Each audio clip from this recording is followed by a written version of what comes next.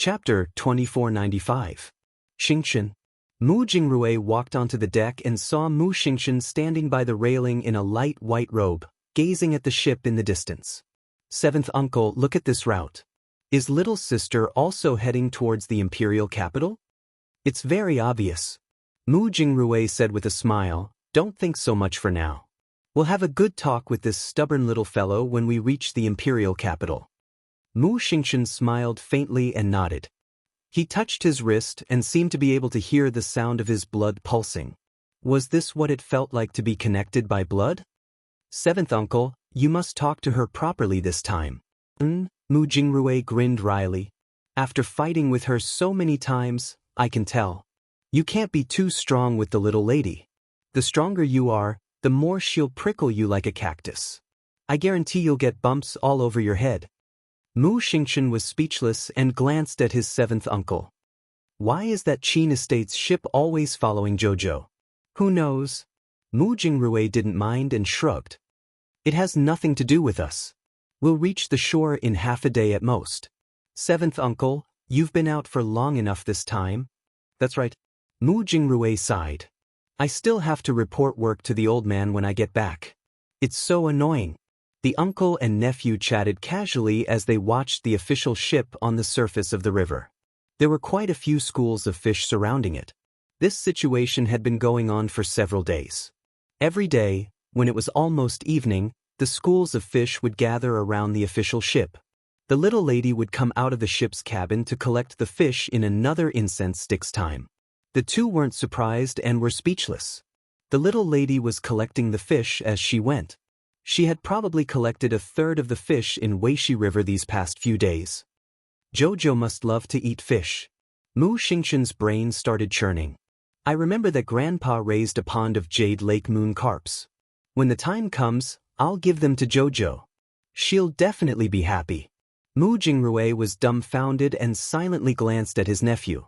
Hey, young master, before you make such a rash decision, shouldn't you first ask the old man involved first? Just like that, Mu Xingchen secretly decided on a method to collect all the blue-cloth moon carps and give them to his younger sister. Lady Qiao Qiao walked up to the deck and raised her small hands. He stood in front of the railing with a serious expression, as if he could summon the wind and summon the rain. He silently watched as the school of fish was sucked into the storage talisman. Goodbye, Westjiang. Thank you for giving Jojo so many different types of fish. Lan Hai is finally not lonely anymore. The aquatic products here are really rich. Along the way, he had collected countless schools of fish. Speaking of which, shouldn't he dive to the bottom of the river to see if there were more plants? Arbor thought about it again. Forget it, it's better to keep a low profile.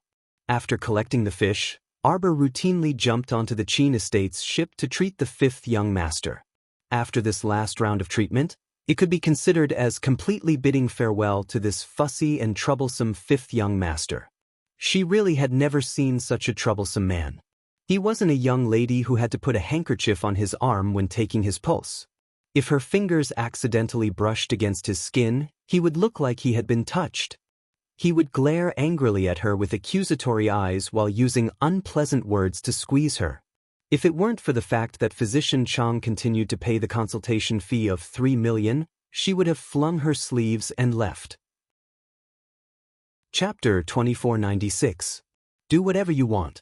Don't think that you can beat Sundara just because you're good-looking. She only reserved the right to beat Sundara for her dearest husband. You still want to paint me green? Fifth young Master Qin glared at Miss Qiao with a dark face as if looking at an enemy. Bah! Arbor directly pinned him down on the bed with one finger. So long-winded. Did he think she wanted to paint him green? That green paint was expensive, and she couldn't bear to spend it all on him. Didn't he see old man Chang embezzling her remaining green paint for her? What an unappreciative fellow. The Qin family's people were all extremely disagreeable. After Miss Qiao finished checking his pulse, she directly placed a small green sandalwood box beside his pillow. 100,000 for one antidote pill. Fifth young Master Qin gnashed his teeth. Who's poisoned? If you don't remove this residual fragrance, are you waiting for it to relapse? Arbor grumpily roared. Fifth young Master Qin was also infuriated as he glared at her indignantly. The pills you sold at the bread festival a few days ago were only 10,000 to 20,000. Why did you charge me 100,000? You're an eyesore. After saying this, Arbor directly stood up and left without even looking at this man out of the corner of her eye. Fifth young Master Qin was so angry that he collapsed on the bed, unable to speak for a long time. He only felt pain in his head, in his eyes, in his ears, everywhere. He was angered by this little girl. Ling Gu timidly flashed in and picked up the small green sandalwood box beside the young master's pillow to open it. A faint medicinal fragrance wafted out. Young Master Qin, it's a purple-veined medicinal pill. It's really good.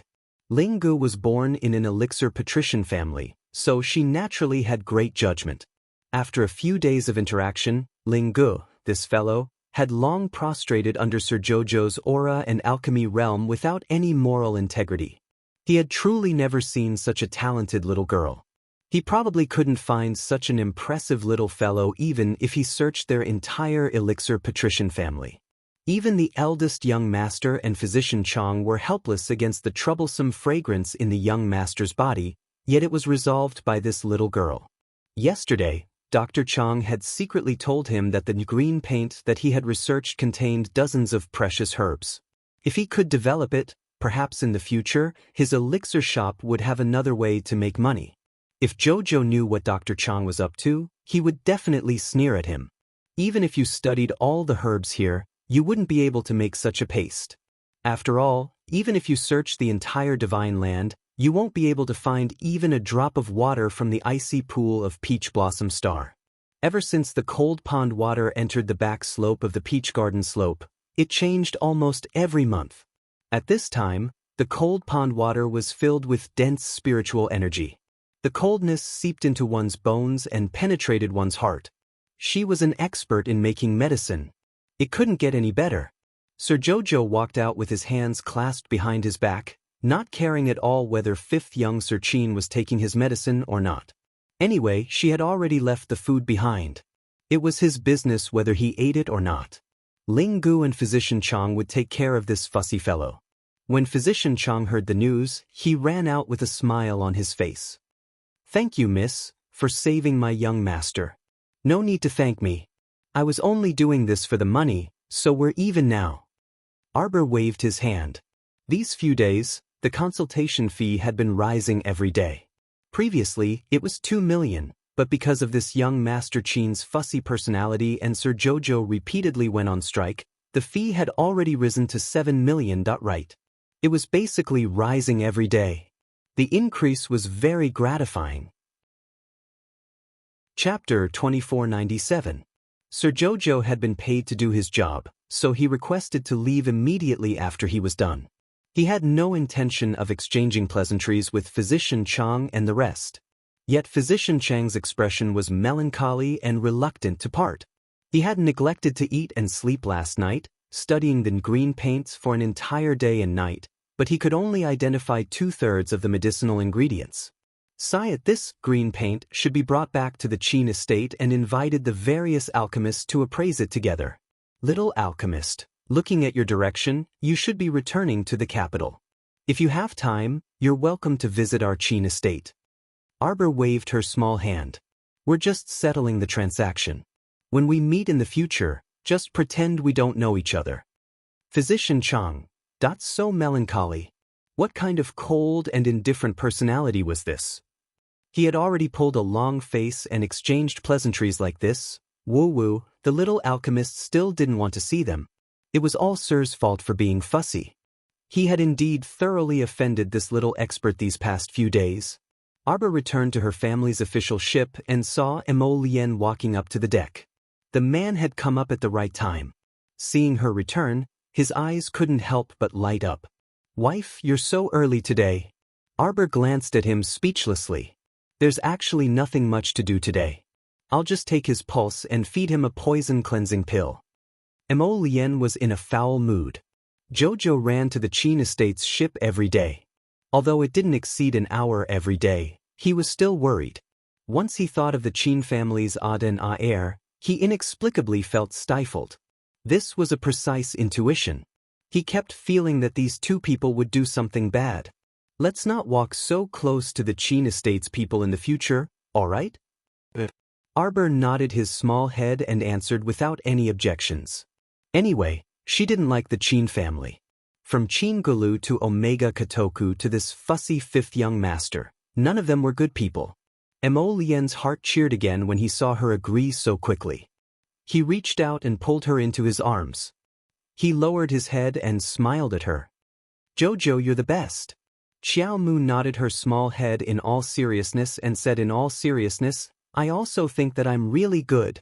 Mo Lien hugged her and laughed. After the meal, the two of them had a good afternoon nap together. At 10 o'clock in the evening, the ship anchored at the shore. Arbor looked up and saw a checkpoint on the outskirts of Sovereign Capital. It was also quite large, making it look like a small town. There were many people coming and going. Many people were still lining up in front of the checkpoint, waiting to enter. After Mo Lien came ashore, she instructed Fong Su not to disturb the people too much and to keep a low profile. The latter quickly walked up to the soldiers at the checkpoint and showed them the imperial token in his hand. The other party was obviously shocked by the emperor's order and hurriedly bowed respectfully. Upon hearing the news, the small captain at the checkpoint came over and respectfully welcomed Mo Lien, Xiao Mu, and the others over. Nothing happened on the way there. "It's actually so peaceful." Arbor blinked curiously. The Crown Prince's return to the capital was such a big move that there would definitely be many forces watching. However, it was still early for them to come over from Weishi River. "There will be trouble when we get back." Mo Lien curled her lips in a spurious smile. After all, it took time to send a message back and forth. They hadn't even stepped into the imperial capital's territory yet. Arbor looked around curiously and quickly followed Mo Lien through the checkpoint. Everyone changed into a carriage pulled by a spirit stallion and headed toward the imperial capital in a low-key manner. Chapter 2498. These spirit stallions were extremely fast. About an hour later, Xiao Mu lifted the curtain to take a look. She immediately caught sight of the silhouette of the tall city gate tower amidst the night fog. On the city wall hung two large black words with gold background, Long Yen. The carriage crossed the moat and came to the suspension bridge. Fong Su only showed his face, and the city guards quickly let him pass. Jojo leaned against the window, looking at everything curiously, observing the city wall that went straight into the clouds. This city gate tower has been reinforced several times before. Mo Lien held her little hand and said, "Just in case." Arbor knew what he meant by just in case. Although there were no corpse puppets in the Divine Lands, who knew? If the power of Tianyun developed to this extent, then very soon, this pure land would fall into instability. Qiao Qiao was very much in favor of Crown Prince Mo's precaution. The carriage slowly entered the city gate's official road, and after a short while, it was stopped by another checkpoint. Fong Su jumped off the carriage, frowned, and went up to negotiate. When he came back, he bowed respectfully to the carriage. "Your Highness, the holy nun of the Temple of Sun and Moon is about to enter the city. This main road has been closed for an hour." Mo Lien and Arbor were not people who had to take the main road to show off. Hearing this, they nodded and said, "Then let's take a detour." So Fong Su drove the carriage, turned around, and went to the side street. "Your Highness, His Majesty already knows that you have entered the capital. Do you want to go back to the East Palace first, or?" "Go back to the East Palace." Mo Lien interrupted Hu Dequan and said lightly.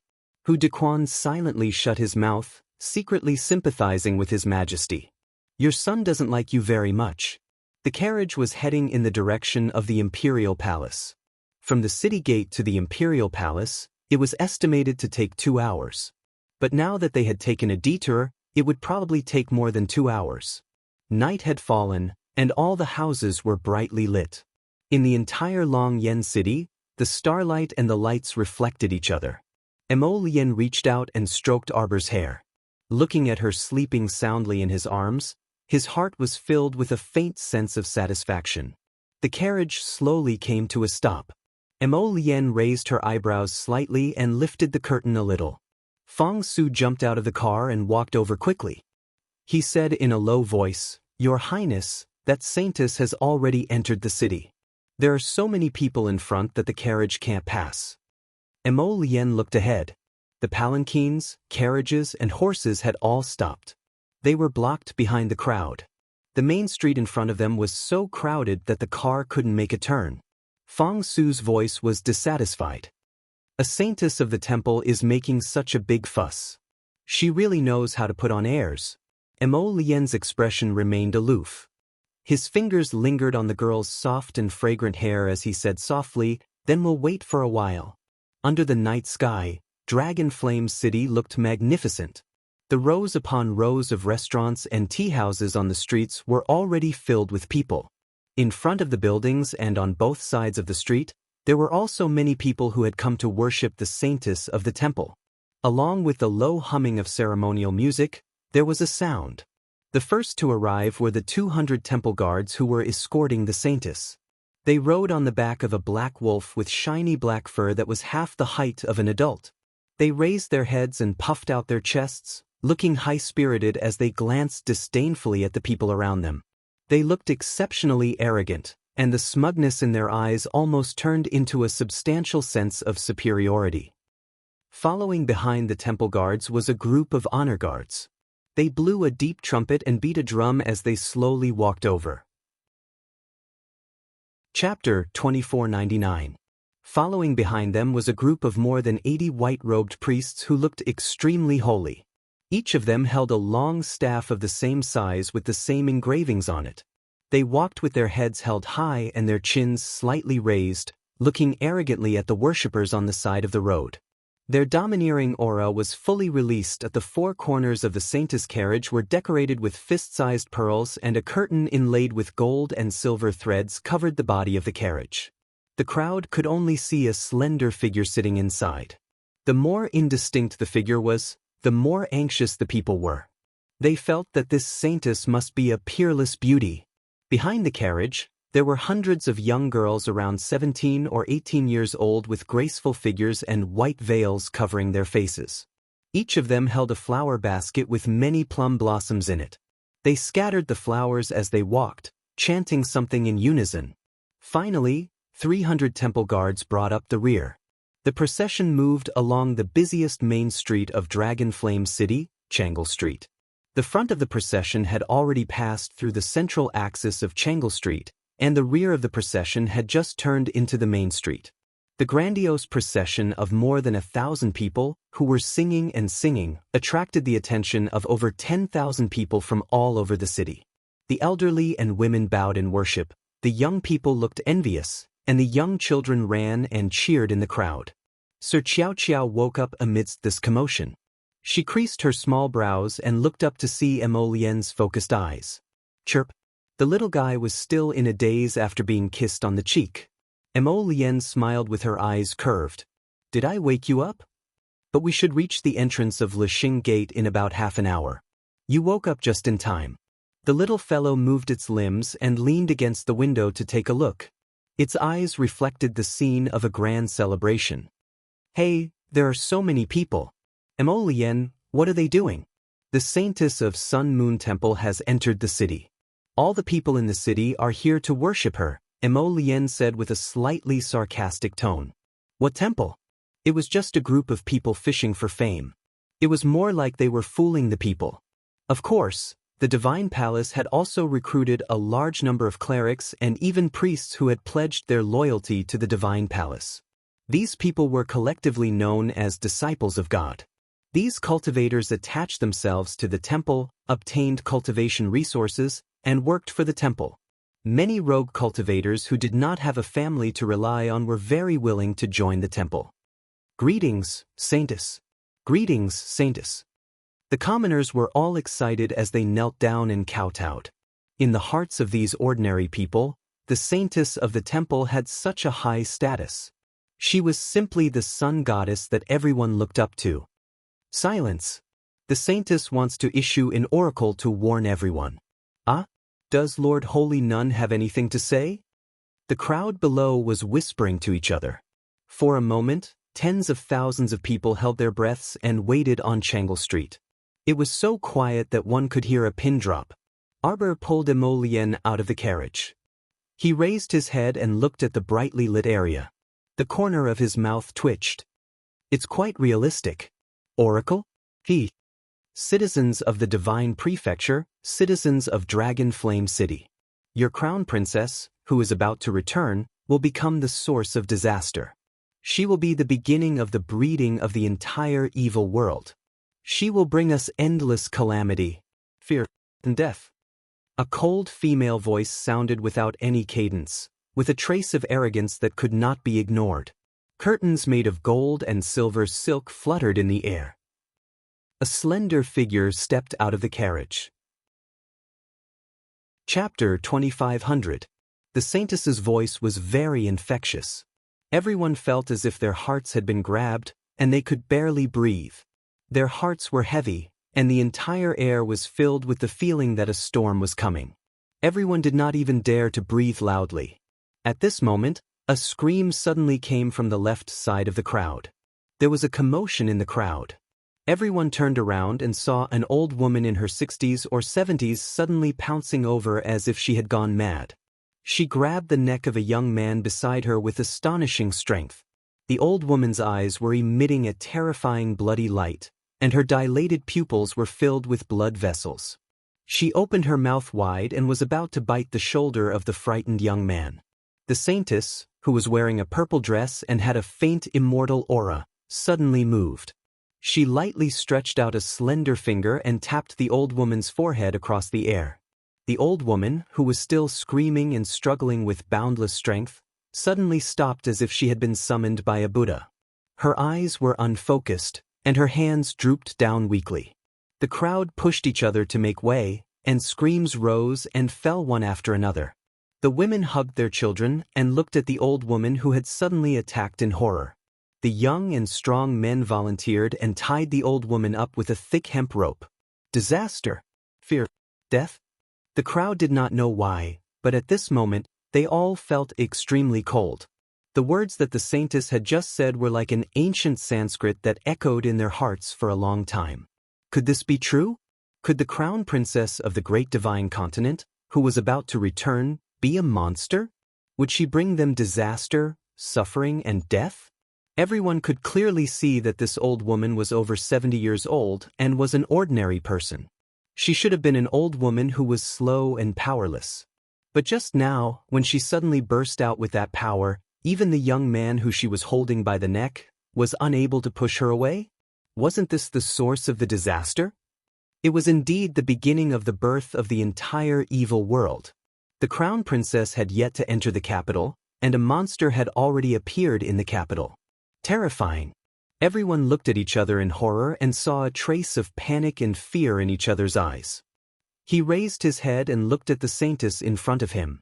The purple gauze dress was ethereal, like the incomparably holy snow on a high mountain, and also like a saintess bathed in the divine light of the sun and moon. Everyone prostrated themselves in worship, and some even asked in fear, "How can we stop this disaster, Saintess?" The Saintess spoke in a flat tone, as if she was a cold-blooded machine. There were no ups and downs in her speech, and her eyes were indifferent. She looked at the people prostrating at her feet with benevolence and said to them softly, "Eliminate the source of the disaster, and the divine land will return to peace and tranquility.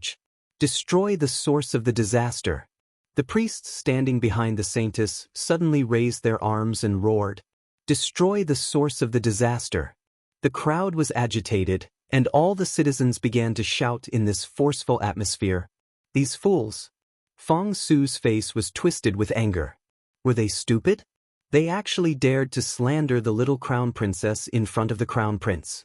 They really didn't want to keep their heads anymore. While holding Xiao Qiao's hand, Crown Prince Mo stood at the periphery of the crowd. He gazed icily at that lofty and incomparably pure saintess of the Temple of the Gods, his eyes bursting with intense killing intent. Chapter 2501. If not for Sir Jojo tightly holding onto Emolien's hand, the man who was boiling with murderous intent would have already flown over and slapped that saintess to death. What bullshit source of disaster? It was just glib words that incited the hearts of the people. However, the majority of the people in the world were people who had no opinions of their own and were easily swayed. After being casually called out by someone, they naturally became a tool for others to use. It's more interesting to swat this kind of fly yourself.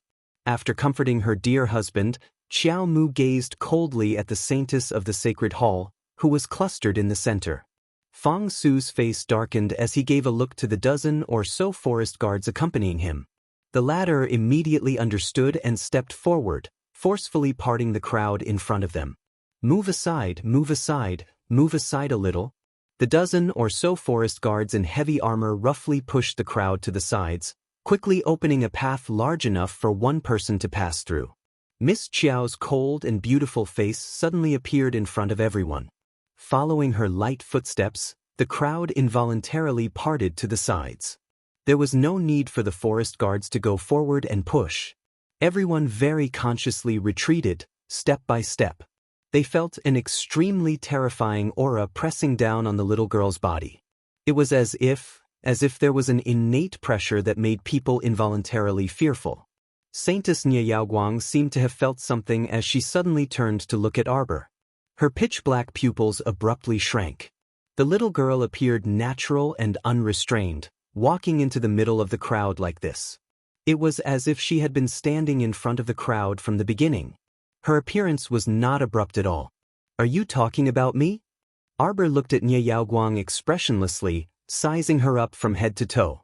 She said in a mocking tone, "You guys have been silent for so long and can't wait to splash dirty water on me as soon as you appear.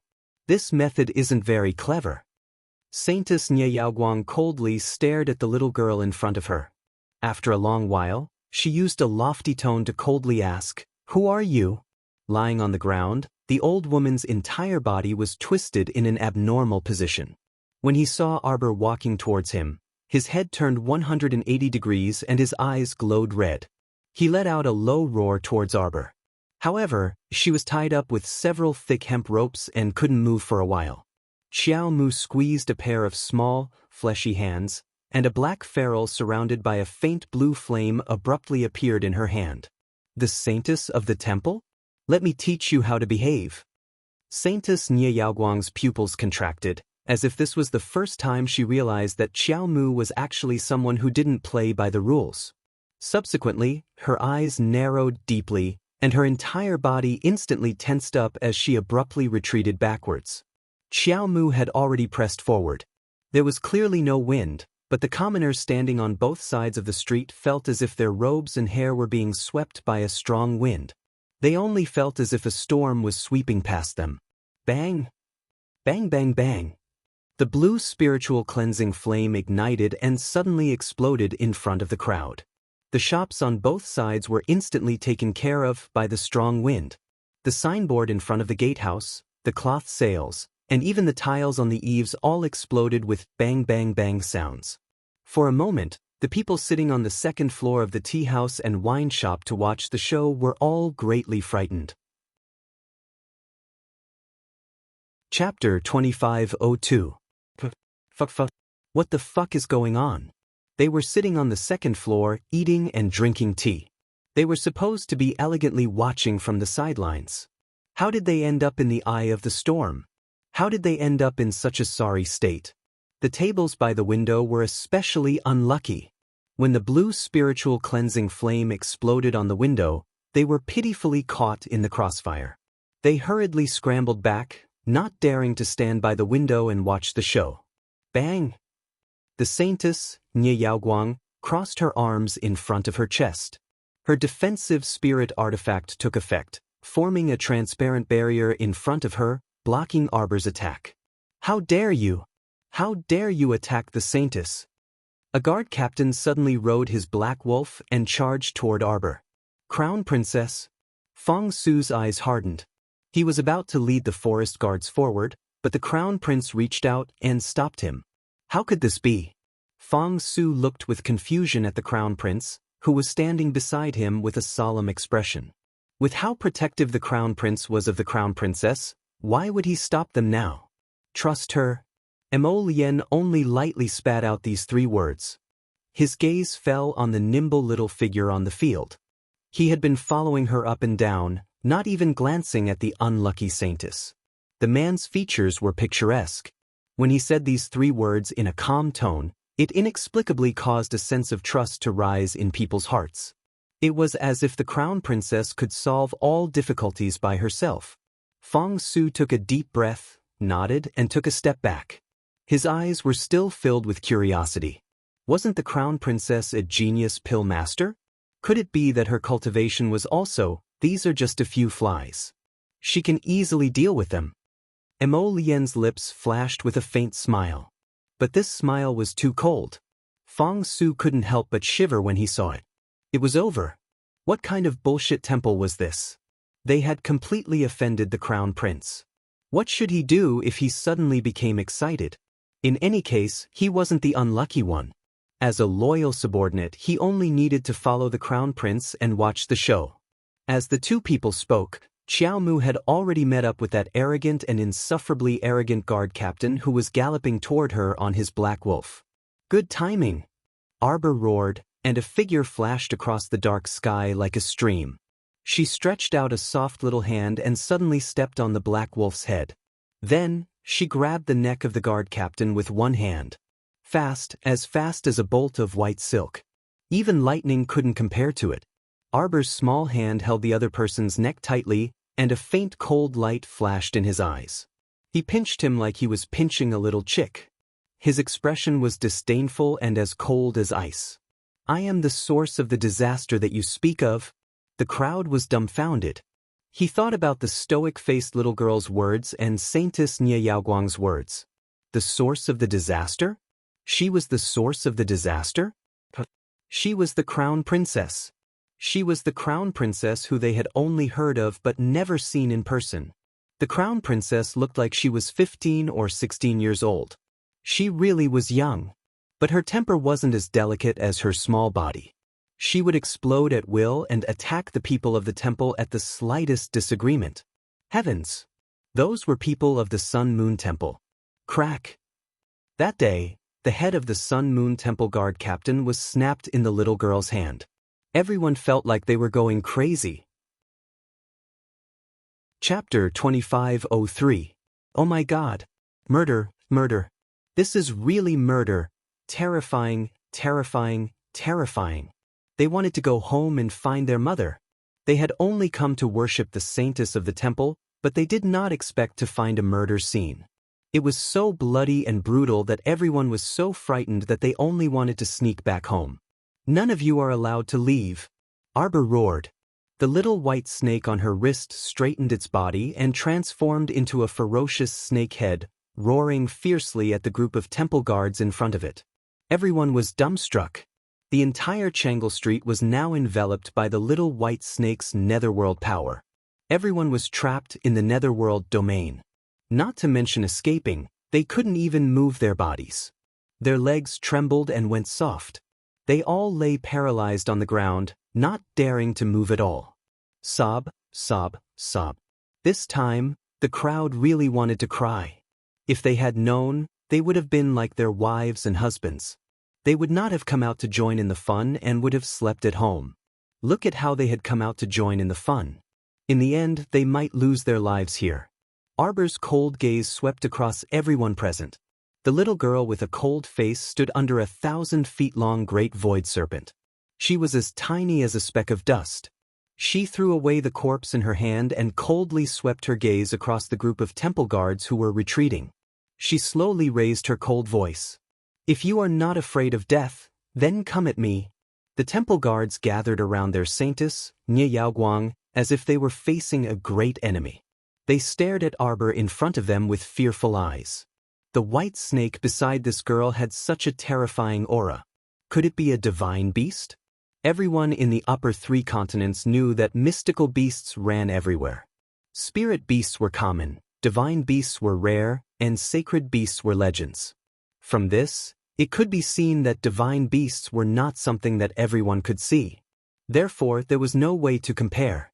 But this form, this aura, and this terrifying pressure, even if they had never seen a divine beast, they should be able to feel it. The terrifying pressure of this white snake was not something a mere spirit beast could emit. Saintess Nie Yaoguang's face under the veil was ashen. She gritted her teeth and said coldly, "Don't go too far." Another priest beside Nie Yaoguang said in a trembling voice, "That's right. Don't be too arrogant. How dare you attack our saintess? Do you know what the consequences will be? Ah." A blue spiritual cleansing flame suddenly transformed into a blue wolf, pouncing over and biting the cursing priest in its mouth. He chewed it in a few bites. In fact, it was just turning the arrogant priest into ashes. The saintess' face paled. Standing around her, the group of priests who were originally protecting her all widened their eyes in horror and took a few steps back, not daring to utter a single word. Their eyes were filled with deep fear, and their bodies were trembling nonstop. Many of these priests were just ordinary people. In the past, no matter which city they went to, they would always receive compliments and praise from everyone. When had they ever encountered such a sudden situation? So what if you are the source of disaster? Arbor's cold voice faintly rose on Changle Street. What can you do to me? Everyone's pupils constricted, and they all sucked in a breath of cold air. Chapter 2504. The little girl's aura was as sharp as a blade. Even though she was standing alone in front of thousands of temple guards, she still didn't show the slightest trace of fear. In front of absolute strength are just a bunch of pitiful ants. The stoic face's words were truly unpleasant to the ears. All of the temple guards were about to go crazy from her anger. Nie Yaoguang bit her lips tightly and glared hatefully at the girl in front of her. She said word by word, "Don't fit to arrogant. Chung." Slap. The instant everyone's hearts tightened, they heard the crisp sound of a slap. There was a distinct imprint of 5 fingers on Nie Yaoguang's face. At this time, the veil on her face had already been cut off by the little girl. Her fair, jade-like, charming face was flushed red, and her entire body trembled in the wind. "Protect the holy nun," a temple guard sternly yelled. Everyone rushed toward Arbor like a tide. Arbor was as fast as a flash, swiftly passing through the heavily guarded temple guards. As long as she brushed past the guards who wanted to reach out to stop her, they would all be punched to the ground. The remaining people who wanted to surround her were swept away by the little white snake's tail and thrown heavily onto the street. Bang bang bang bang. Everyone only saw hundreds and thousands of temple guards being beaten to a pulp by the little girl alone. Many people were dumbstruck. They didn't know what words to use to describe this scene. Holy Nun Nie Yaoguang was instantly flustered and exasperated. A cold light flashed across her charming face. She summoned a long sword from her conscience and jumped forward to greet the little girl. Slap. Arbor backhanded another slap to the holy nun's other cheek. Nie Yaoguang was slapped so hard that he spun around on the spot. He was so angry that he leaned back. Bang! Arbor raised her leg and kicked her in the stomach. Nie Yaoguang only felt that the scenery in front of her was retreating rapidly. She flew out uncontrollably and landed heavily on the ground. The sound of the bang landing on the ground was so loud that it shocked everyone to the point of being dumbstruck. Their hearts were all thumping, and they subconsciously retreated backwards, revealing a large area in the middle. The sound of a pin dropping could be heard. A bunch of ants dares to boast shamelessly. Arbor sneered and stepped on the saintess's chest. Her originally towering chest was unceremoniously stepped on by the little guy.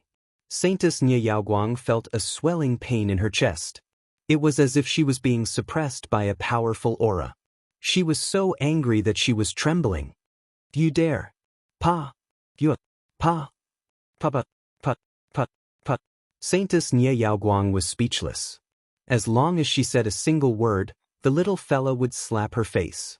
After dozens of slaps, even though the saintess used her spiritual energy to protect her body, her entire face was swollen like a pig's head. Does it feel good? Arbor stepped on her chest and slowly squatted down. He approached her and coldly stared at her. Does it feel good? Everyone, Mo Lien, Fong Su and Eunuch who silently upgraded the little crown princess to the highest level of monsters that could not be provoked. He secretly warned himself that his previous decision was correct. Even if he had to offend his great crown prince, he absolutely could not offend the crown princess. If the crown princess said east, they had to go east. Chapter 2505. If the crown princess wanted to go south, they had to support her with all their might. Don't fucking blabber nonsense, understand? Whatever the little crown princess said was right. This was the first law of the divine continent. The two of them silently remembered this law in their hearts and regarded it as a golden rule. Not to mention, the rivers and lakes in the future had helped them avoid many disasters and blocked many difficulties.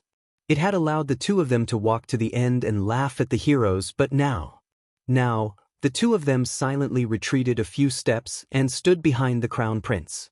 They coughed lightly and looked sympathetically at the saintess. This matter was not over yet. The little crown princess had a stomach full of anger. If she did not vent it out, it was hard to guarantee that she would not vent it on these pitiful people. So, yes, crown princess, vent your anger to your heart's content. Speak. Arbor grabbed the saintess by the collar and stared at her with a cold smile.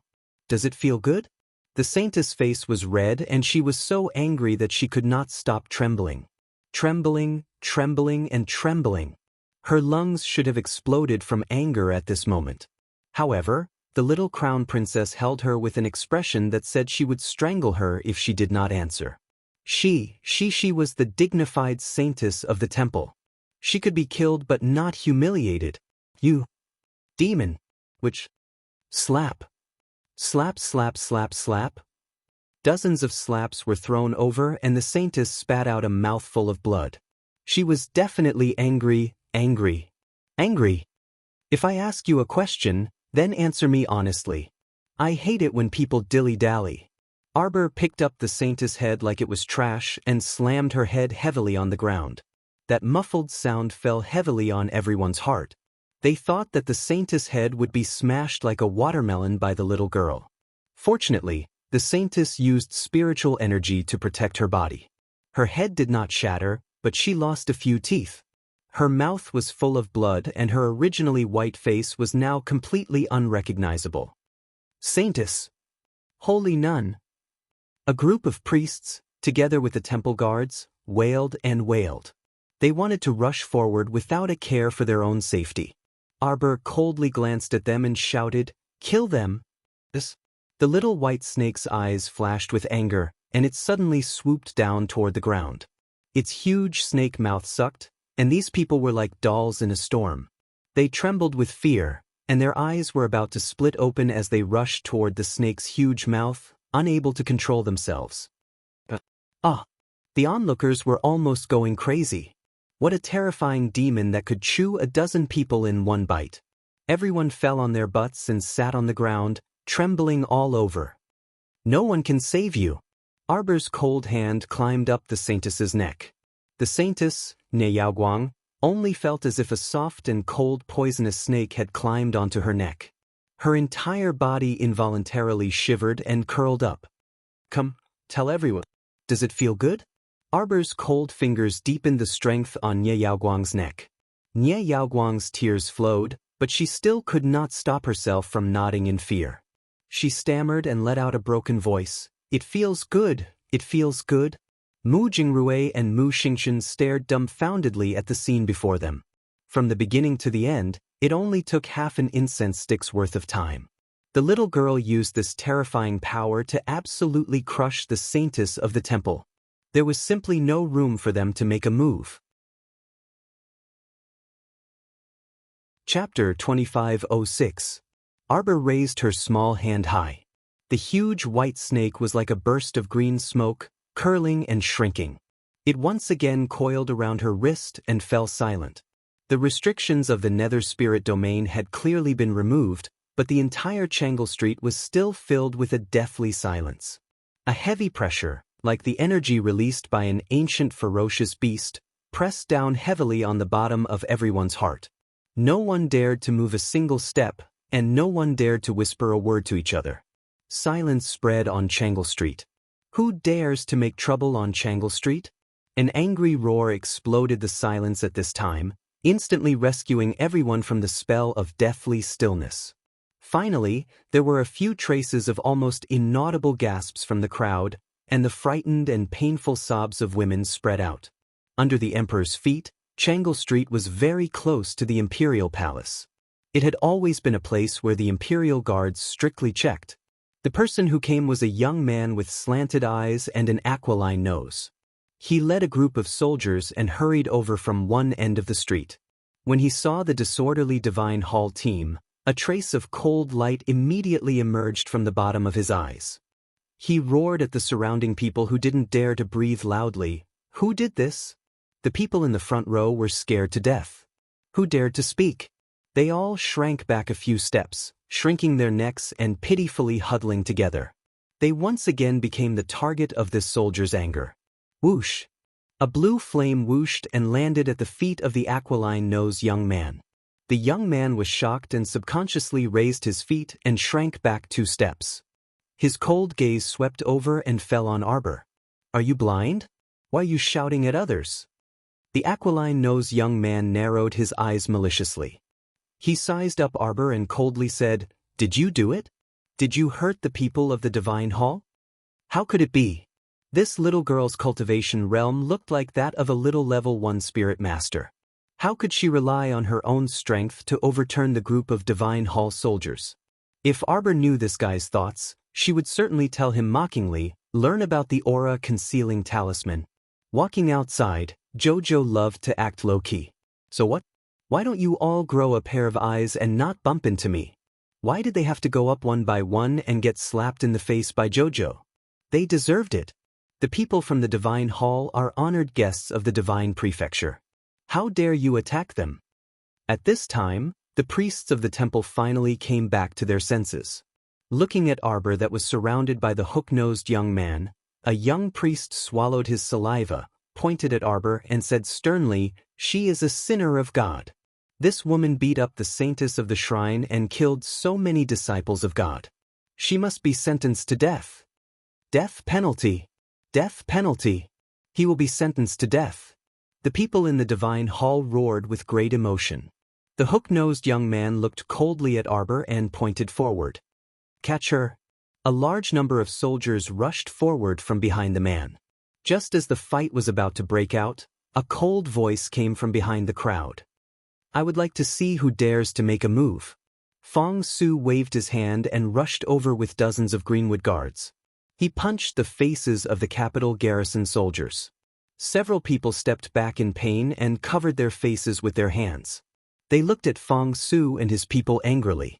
The hook-nosed young man finally saw who Fong Su was. Chapter 2507. Commander Fong. His eyes narrowed. Why are you here? Fong Su looked at him with a fake smile. I think you're really blind. Can't you see that my master is here? Of course, the hook-nosed youth saw him. Behind Fong Su stood a magnificent and extremely handsome man. How could he not see him? It was just that he wanted to selectively ignore this person. Now that Fong Su reprimanded him with such a fake smile, he felt like his scalp was about to explode. The hook-nosed youth's neck stiffened as he turned his head to the side. When he finally met that pair of pitch-black phoenix eyes, his heart inexplicably thumped. The capital garrison is the responsibility of the Imperial Guard. Commander Fong, please don't bring the forest guards to casually intervene in this matter. The hook-nosed youth lowered his eyes and said coldly. Then he raised his hand and ordered the Imperial Guard, arrest him. Let's see how you're going to arrest him, Mo Lien interjected coldly and waved her hand lightly. On the eaves of Changle Street, tens of thousands of densely packed heads poked out uniformly. They were neatly dressed in dark purple heavy armor and held bows and arrows. They knelt on one knee and shouted in unison, Greetings, Your Highness the Crown Prince. Greetings, Your Highness the Crown Prince. The sound of the sea was like layers of rolling waves rolling over and over. The entire Changle Street was filled with such a sentence that made people's hearts surge and emotions surge. How could the people on the streets of Changle Street stand still at this time? They all knelt down in unison. Their faces were dumbfounded, and they didn't understand the situation. They lowered their heads and kowtowed heavily. The Purple Forest Guards. the most elite team of the Ming Guards battalion. They were actually in the hands of the Crown Prince. At this point, Fong Su finally caught his breath and heaved a heavy sigh of relief. Fortunately, I chose the right team early on. Otherwise, I would be the one in a daze right now. The 7 teams in the Emperor's hands, red, orange, yellow, green, blue, indigo, and purple, could be said to be the most elite troops in the entire Divine Prefecture. How many princes and heirs in the imperial capital coveted this force? The Emperor didn't give a single one. Sure enough, he gave it to his own son. His own son, even if his son had not been in the Divine Land for more than 10 years. So what? The Great would give him everything he deserved. Fong Su was so excited that he took 2 deep breaths. His dog eyes lit up as he looked at his master's tall and straight back. At this moment, everyone felt that the Crown Prince's image was incomparably lofty, and everyone had to look up to him. The hook-nosed man also took a few deep breaths and finally faced the situation in front of him. In fact, Emo Lien's existence was very eye-catching. It could be said that the hook-nosed man's first glance landed on Emo Lien. However, he didn't want to admit it. How could a good-for-nothing who hadn't been in the Divine Land for more than 10 years still occupy the position of Crown Prince of the Upper Divine Land? What ability did he have? What was his cultivation level? What contribution could they make to the imperial court and the people inside and outside the Divine Land? Not a single one. How could such a person become the Crown Prince as soon as he returned? However, reality proved that this person was not someone he could disown just because he wanted to. No matter how much he ignored him, the Crown Prince was the Crown Prince. No one could ignore him. The hook-nosed man raised his head and stiffly bent down slightly. He gritted his teeth and bowed. Deputy Commander of the Imperial Guard, Emo Zhuang, greets Your Highness the Crown Prince. Take him. Emo Lien narrowed her eyes and shouted coldly. Chapter 2508. Fong Su rushed forward with a few forest guards, grabbed Emo Zhuang's arm, and pinned him behind his back. Emo Zhuang raised his head and roared with a malicious expression, What does Your Highness Crown Prince mean? I just don't like you. Prince Mo's words made the hearts of all the commoners twitch. Take him. Beat him. These 3 words fell coldly and mercilessly. Fong Su's eyebrows twitched. He raised his arm and hurriedly grabbed Emo Zhuang's arm, slapped him in the mouth, and stuffed a pill used to seal spiritual energy into his mouth. In the next second, Fong Su kicked the hook-nosed man to the ground. Seeing that Emo Zhuang still wanted to struggle, the 2 forest guards raised their boards and pressed them down with 2 pop-pop sounds. Emo Zhuang was anxious, angry, and furious. The Imperial Guards below were even more furious and wanted to rush forward to save him. Emo Lien's cold words stopped everyone in their tracks. If anyone dares to disobey, kill. Kill. Kill. Kill. The entire Changle Street was filled with the roars of the Purple Forest Guards. The Imperial Guards shrunk their necks in unison and peeked at Her Highness in fear. Then they stopped. Pa. Pa pa. Pa pa pa. The sound of the boards hitting the ground resounded in the deathly silence of Changle Street. The commoners all lowered their heads and held their breaths. Even the sound of their breathing was deliberately lowered. They were really scared. The Crown Princess didn't even care about the Temple Emissaries group. And His Highness the Crown Prince was even more frightening. He didn't say anything, but once he did, he could easily decide someone's life or death. Both of them were people who stood at the pinnacle of power. They weren't people that small commoners like them could slander at will. Even if the Temple Emissaries spread rumors, it couldn't be spread through the mouths of these small commoners. Otherwise, with these 2 strict and arrogant methods, if they really wanted to pursue the matter, their entire families would die without a burial place. The only thing they could do was to keep their mouths shut and not talk nonsense like the disciples of the temple. After all, the divine halls could evacuate from the divine prefecture at any time, but they were still living on this continent and had nowhere to run. And now, there were many people kneeling on Changle Street who hated the disciples of the Sun Moon Temple for causing trouble. What bullshit source of disaster! The way they saw it, the people from the sacred palace were the source of disaster. If they hadn't spoken such nonsense and wantonly slandered Her Highness the Crown Princess, How could the Crown Princess have sealed off the entire Changle Street? How could the Crown Prince have been so furious that he had to take measures to suppress them? There were even people who had deep doubts in their eyes. This mysterious saintess had predicted that the Crown Princess, who was about to return, would be the source of disaster. Did she predict that she would be in trouble today? That she would be slapped so hard by the Crown Princess that even her parents wouldn't be able to recognize her? It seemed that she had not calculated correctly at all. What saintess of the temple? She was just bragging. The Sun Moon Temple, from top to bottom, is a group of frivolous and ignorant swindlers. Pass down my order. All the disciples of the Sun Moon Temple are to be flogged 100 times and imprisoned immediately. Don't. Please spare our lives, Your Highness. Your Highness, Your Highness, we know we were wrong. Please spare our lives, Your Highness. The disciples of the temple wailed in succession. Among these people, more than half were commoners. After 100 floggings, they were doomed to die. Chapter 2509. The young priest who had previously made a noise, fanned the flames, shouted slogans, and encouraged the ink pillars to catch Jojo and execute her. At this moment, he was hiding in the crowd like a quail, not daring to make a sound. But this didn't mean that Emolien was willing to let him go. He glanced over coldly, and his eyes were fixed on the young priest's body. Him. His slender finger pointed straight over. Emolien ordered with a cold expression, "Pull him over." The young priest trembled like a disheveled quail in the wind. His whole body was like a sieve, trembling and trembling. When the Greenwood guard's hand pressed on his body, the priest rolled to the ground, repeatedly kowtowing and shouting, "Your Highness, spare me, spare me, spare me." This lowly one was just confused for a moment. Lowly one, this lowly one spoke without thinking, offending the Crown Princess. This lowly one is willing to apologize to the Crown Princess.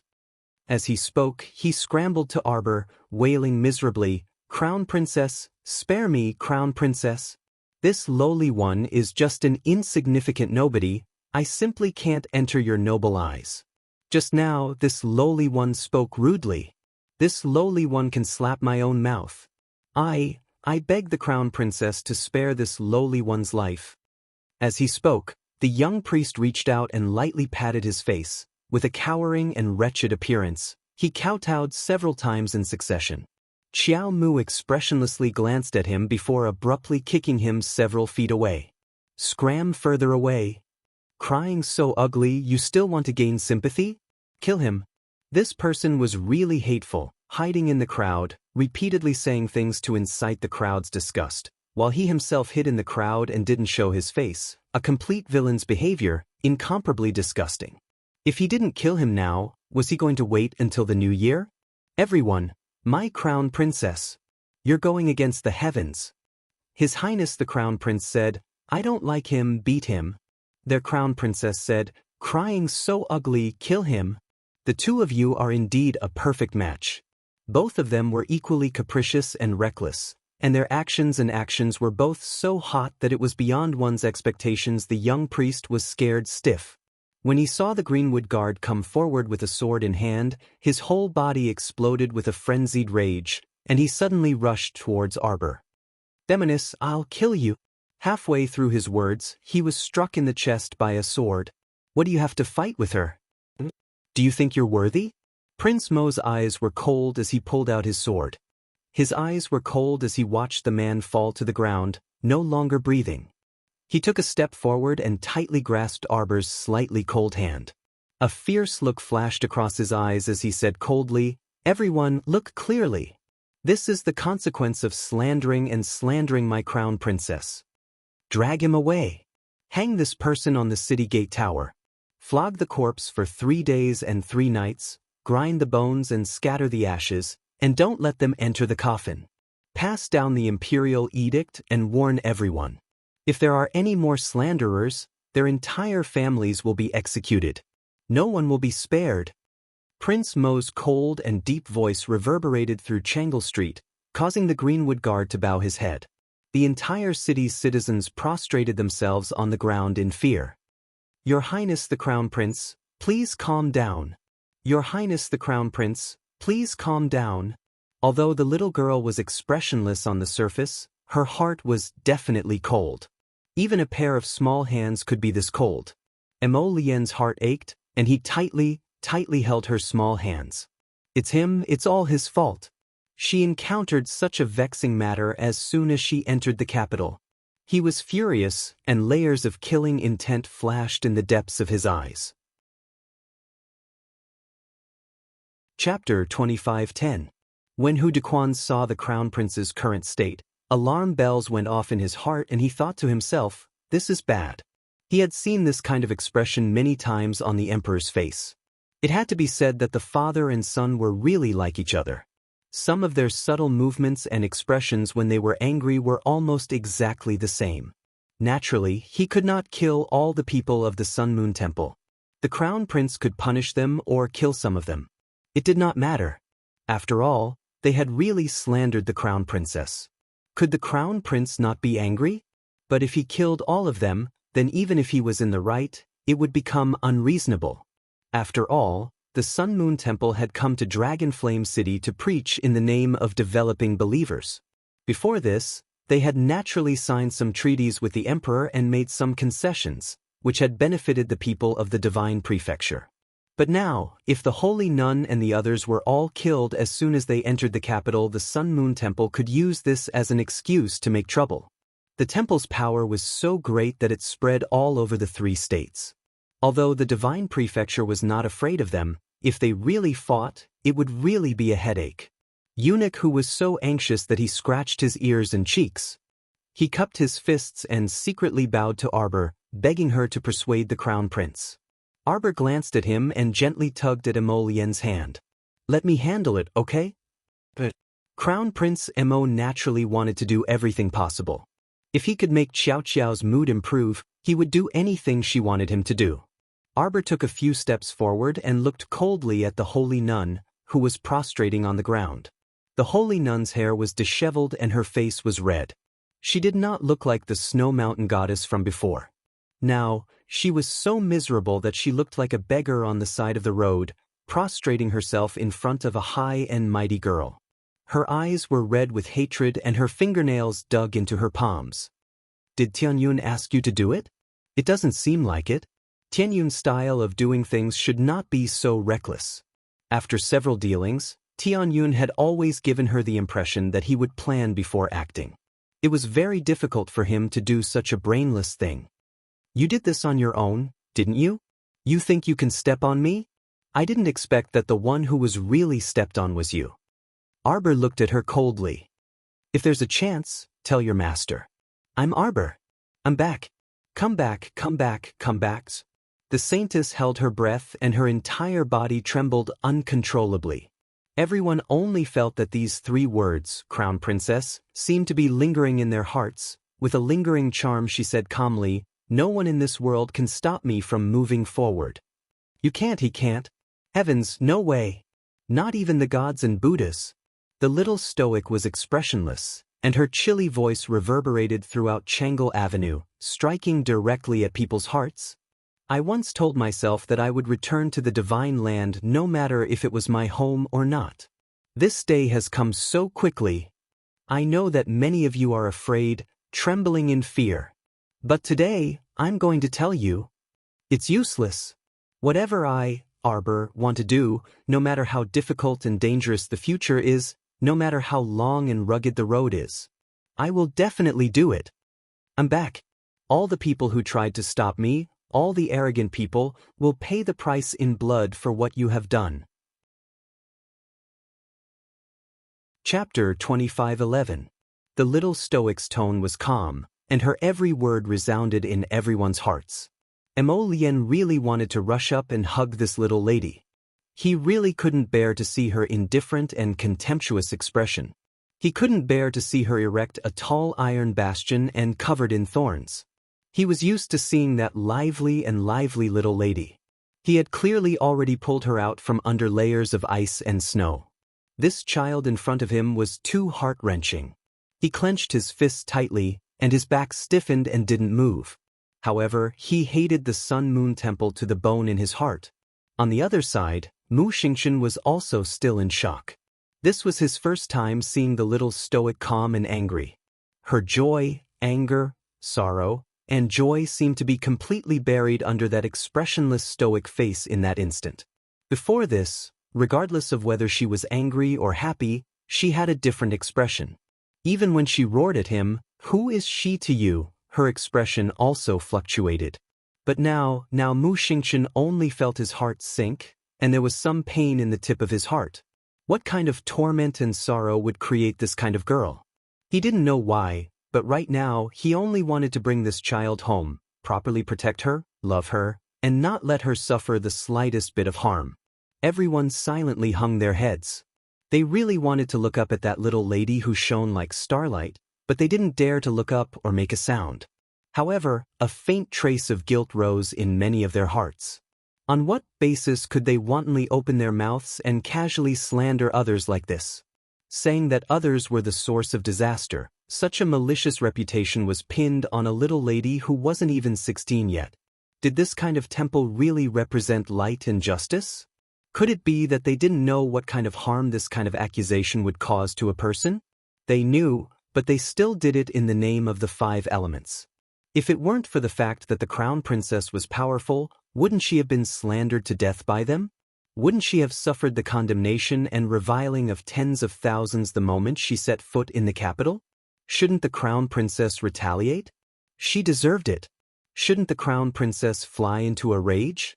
She deserved it. Shouldn't the crown princess send those who slandered her to hell? The commoners lowered their heads and felt that their hearts were heavy. It was unbearable. Doesn't the Sun-Moon Temple represent the gods? Arbor raised his hand coldly.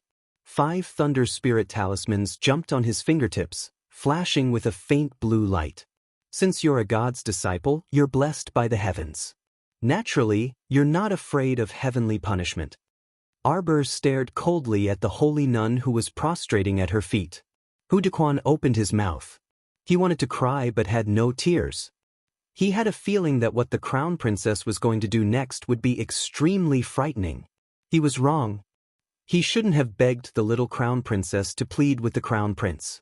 The little crown princess's heart was not any softer than the crown prince's. What are you doing?" The saintess angrily shouted. She was also shocked. She raised her head to look at the talisman flowing between the little girl's fingers, and a faint trace of fear appeared in her eyes. At least until just now, she was still very certain that the crown prince and his people wouldn't dare to kill her.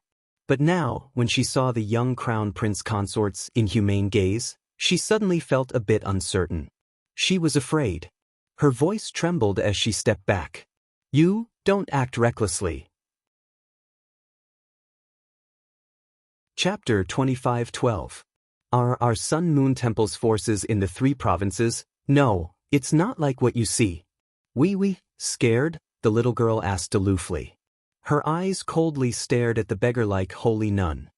"What are you scared of? Aren't you God's emissary? Heaven will take care of you." Arbor said expressionlessly, and the lightning spirit talisman between his fingers suddenly leaped into the air. "Don't worry, you will be with heaven. We will definitely endure heaven's punishment. Because you are God's emissaries, heaven's beloved children," the little stoic said with a smirk. Mu Jingrui shuddered when he saw this. He kept feeling that his little niece had intentions of developing in the direction of a pervert. Her gaze and tone were so calm that it made one's hair stand on end. The holy nun shrieked while trembling all over. Boom! A bolt of spirit lightning struck the crowd and immediately exploded, causing several people to vomit blood and faint. The temple's people were instantly thrown into chaos. No one cared about each other anymore. Who didn't freaking want to save their lives? They all fled in all directions. "Kill whoever dares to run," the crown prince said coldly. The arrows hit the fleeing temple's people one after another, and the flurry of arrows forced the temple's people back into the center of the circle as expected. Not a single arrow landed on the commoners. Although the commoners were scared half to death, they quickly discovered that the Purple Forest Guard's archery skills were very valiant, and their hearts calmed down slightly. They didn't dare to move or speak. They only dared to lie down like this, not even daring to breathe heavily. Arbor said coldly, Don't worry, after the 9 bolts of spirit lightning, I will let you off regardless of whether you die or not. After all, even heavenly law wants to spare your lives. I, Arbor, naturally have to give face to it. After the little stoic said this coldly, she walked to the side and looked at the people who were struck by the spirit lightning. Hudequan had long been so scared that his head was drenched in cold sweat. When the cold wind blew, he only felt his sweat sticking to his clothes and shivering from the cold. The Crown Princess wanted them dead. The Crown Princess wanted everyone from the Temple of Light dead. These 2 edicts entered Hudequan's mind, causing him to tremble all over. He secretly glanced at the Crown Princess. He still didn't understand this young Crown Prince consort. All those who tried to hurt her and wanted her to die a horrible death would suffer her wrath. The Crown Princess would seek revenge on the spot. There was simply no room for them to breathe. Hudequan's pupils shrank as he watched the weak ants struggling under the bombardment of the spiritual thunder. Naturally, he would report everything he saw today to the Great Emperor. Of course, he would report everything to the Great Emperor with respect and reverence. Presumably, the Great Emperor would also begin to value this person's existence. Was this really the Crown Princess, who had a low cultivation and family background and was hard to be recognized by the Great Emperor? The Crown Princess, who stirred up a storm as soon as she entered the capital, didn't know that this old eunuch by the Great Emperor's side had developed a deep reverence for her and didn't dare to harbor any other intentions. As for Feng Su, who had long steadied his stance, he heaved a sigh of relief and patted his chest heavily. Thank goodness, I chose my side quickly and steadily. I really have to say, I'm wise. I knew that those who opposed this black-hearted couple wouldn't have a good ending. Chapter 25:13. Boom boom boom boom. 5 lightning spirit talismans, each with 9 bolts of lightning, struck down at the same time. The sound of rolling and wailing on the field, under the lightning spirit talismans, continued for a long time. These 5 lightning spirit talismans finally eliminated nearly 200 temple guards, and that group of priests who were full of nonsense also met with great misfortune. The remaining people, more or less, were struck by lightning, each of them holding their broken limbs, rolling and howling. The holy nun was the person who was heavily favored by the lightning spirit talismans. At this time, after the lightning strike, her whole body was like a piece of dead wood, stiff on the ground, not moving at all. Arbor swept a glance at her. Seeing that she was on the verge of death, her gaze indifferently moved away from her body. Turning around, her brows indifferently looked in front, and her calm voice coldly said, "Let's go." Hudequan trembled as he took 2 steps to the side, his head hung low. Mo Lien rushed forward 2 steps, and tightly grasped her ice-cold, bone-chilling little hand. Arbor's eyes were slightly bitter, looking up at the man in front of her. The corner of her mouth drew a cold arc, forcing herself to let out a somewhat angry smile. Mo Lien's heart trembled, suddenly ignoring everything. She stretched out her arms and pulled her into her embrace. Her slightly trembling hand gently stroked her little head. "If I don't kill others, others will kill me. If I don't resist, I will be like a withered lamb floating in the world, swallowed by the thick black fog, bite by bite. But I don't want it to be like this. I just want to live well. Work hard to live. More actively than anyone else, to live. Even like this, it's not allowed. Emolien, this is probably my life." They continued to resist, and they continued to kill. Fight, fight, fight. Fight until the last moment of her life. Emolien understood this little fellow's current state of mind too well. Every time she killed someone, she would fall into a deep self-loathing mood. She obviously didn't want to kill people, but in this world, there was always a group of people who didn't want her to live well. These people, what did they have to do with her? Did they know her? He didn't know him at all. What kind of enmity and hatred could motivate these people to make her bear the heavy crime of being a sinner for all eternity? If she was powerless to resist and turn the tables today, if this accusation were to spread across the entire divine land, what would the result be? Would she have a good ending? She just wanted to live a beautiful life with her lotus. Who was it to do anything to her? She did not want to become a little monster with thorns all over her body that would stab anyone she saw. But there was nothing at all. Why did they refuse to let her go? She did not want to be sick, but she was always forced to be sick. Since that was the case, she would fight to the death. If 1 came, she would kill 1. If 10 came, she would kill 10. If anyone wanted to make life difficult for her, she would make life difficult for them, her entire family. Even if the entire world is your enemy, I will still be with you. Even if I have to give up the entire world, I am willing to do so. What does all living things have to do with me? I won't let go. I'm holding on to you, and I swear I won't let go in this lifetime. Mo Lien tightly grasped her small hand, looking deeply at her with an abnormally resolute gaze. The little girl's tense emotions finally relaxed. Because of the warmth that poured into her heart, because of her lotus. She burrowed her head into his embrace and acted like a spoiled child in his embrace. The little stoic face finally crumbled and was replaced by soft sobs that also broke his heart. Chapter 25:14.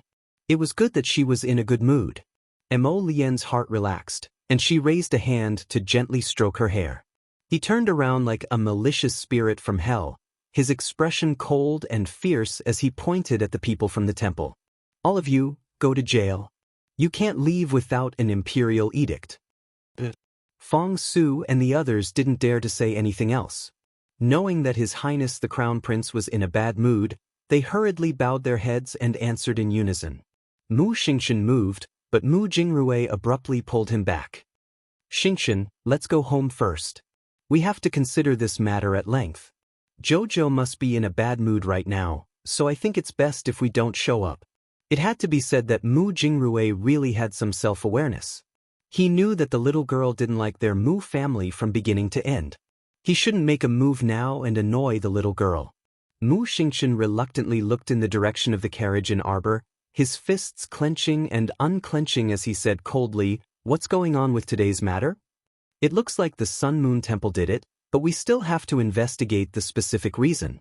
Mu Jingrui hurriedly said, "Don't worry, I'll have someone investigate this matter. I'll tell you once there's news." On the other side, the Imperial Palace. In front of the table in the Imperial study, a middle-aged man with grave brows and a slightly pale complexion leaned against the back of the chair. There was a faint weariness on his face, but the corners of his mouth hooked up coldly. Hearing the news from the hidden guards, the man coldly glanced at Hu Dequan, who was kneeling in front of the desk. They returned to the Eastern Palace? Yes. Hu Dequan only felt cold sweat trickling down his forehead. The people from the temple have all been jailed? Yes. Hu Dequan felt his throat dry up, and his entire body involuntarily trembled slightly. The Divine Prefecture's Emperor's voice was very calm, but it felt like a storm was about to come. Absolute nonsense. The Divine Prefecture's Emperor slammed the table heavily. How many people from the temple have died? Hu Dequan shuddered. About 200 to 300 people died under the spiritual thunder talisman, and many were injured. After that, His Highness the Crown Prince threw them into the water dungeon. Because of their serious injuries, the water dungeon was ice cold and they couldn't be treated. Half of them died. If you're so reckless, why did you only report it now? Was he the one who warned you? The great emperor didn't even need to think about it carefully. What a good son. The great emperor let out a long sigh and leaned back in his chair, looking even more exhausted. He waved his hand and said, "You may leave." Hu Dequan felt as if he had been granted amnesty and was about to leave. A familiar wailing sound was heard, and the old king of Giant Pain strode in with his short and chubby legs like a whirlwind from outside the door. He immediately fell to the ground and wailed dryly, "Your Majesty! I can't live anymore." The short wintermelon cried and howled. He threw himself to the ground, pounded the ground, and howled.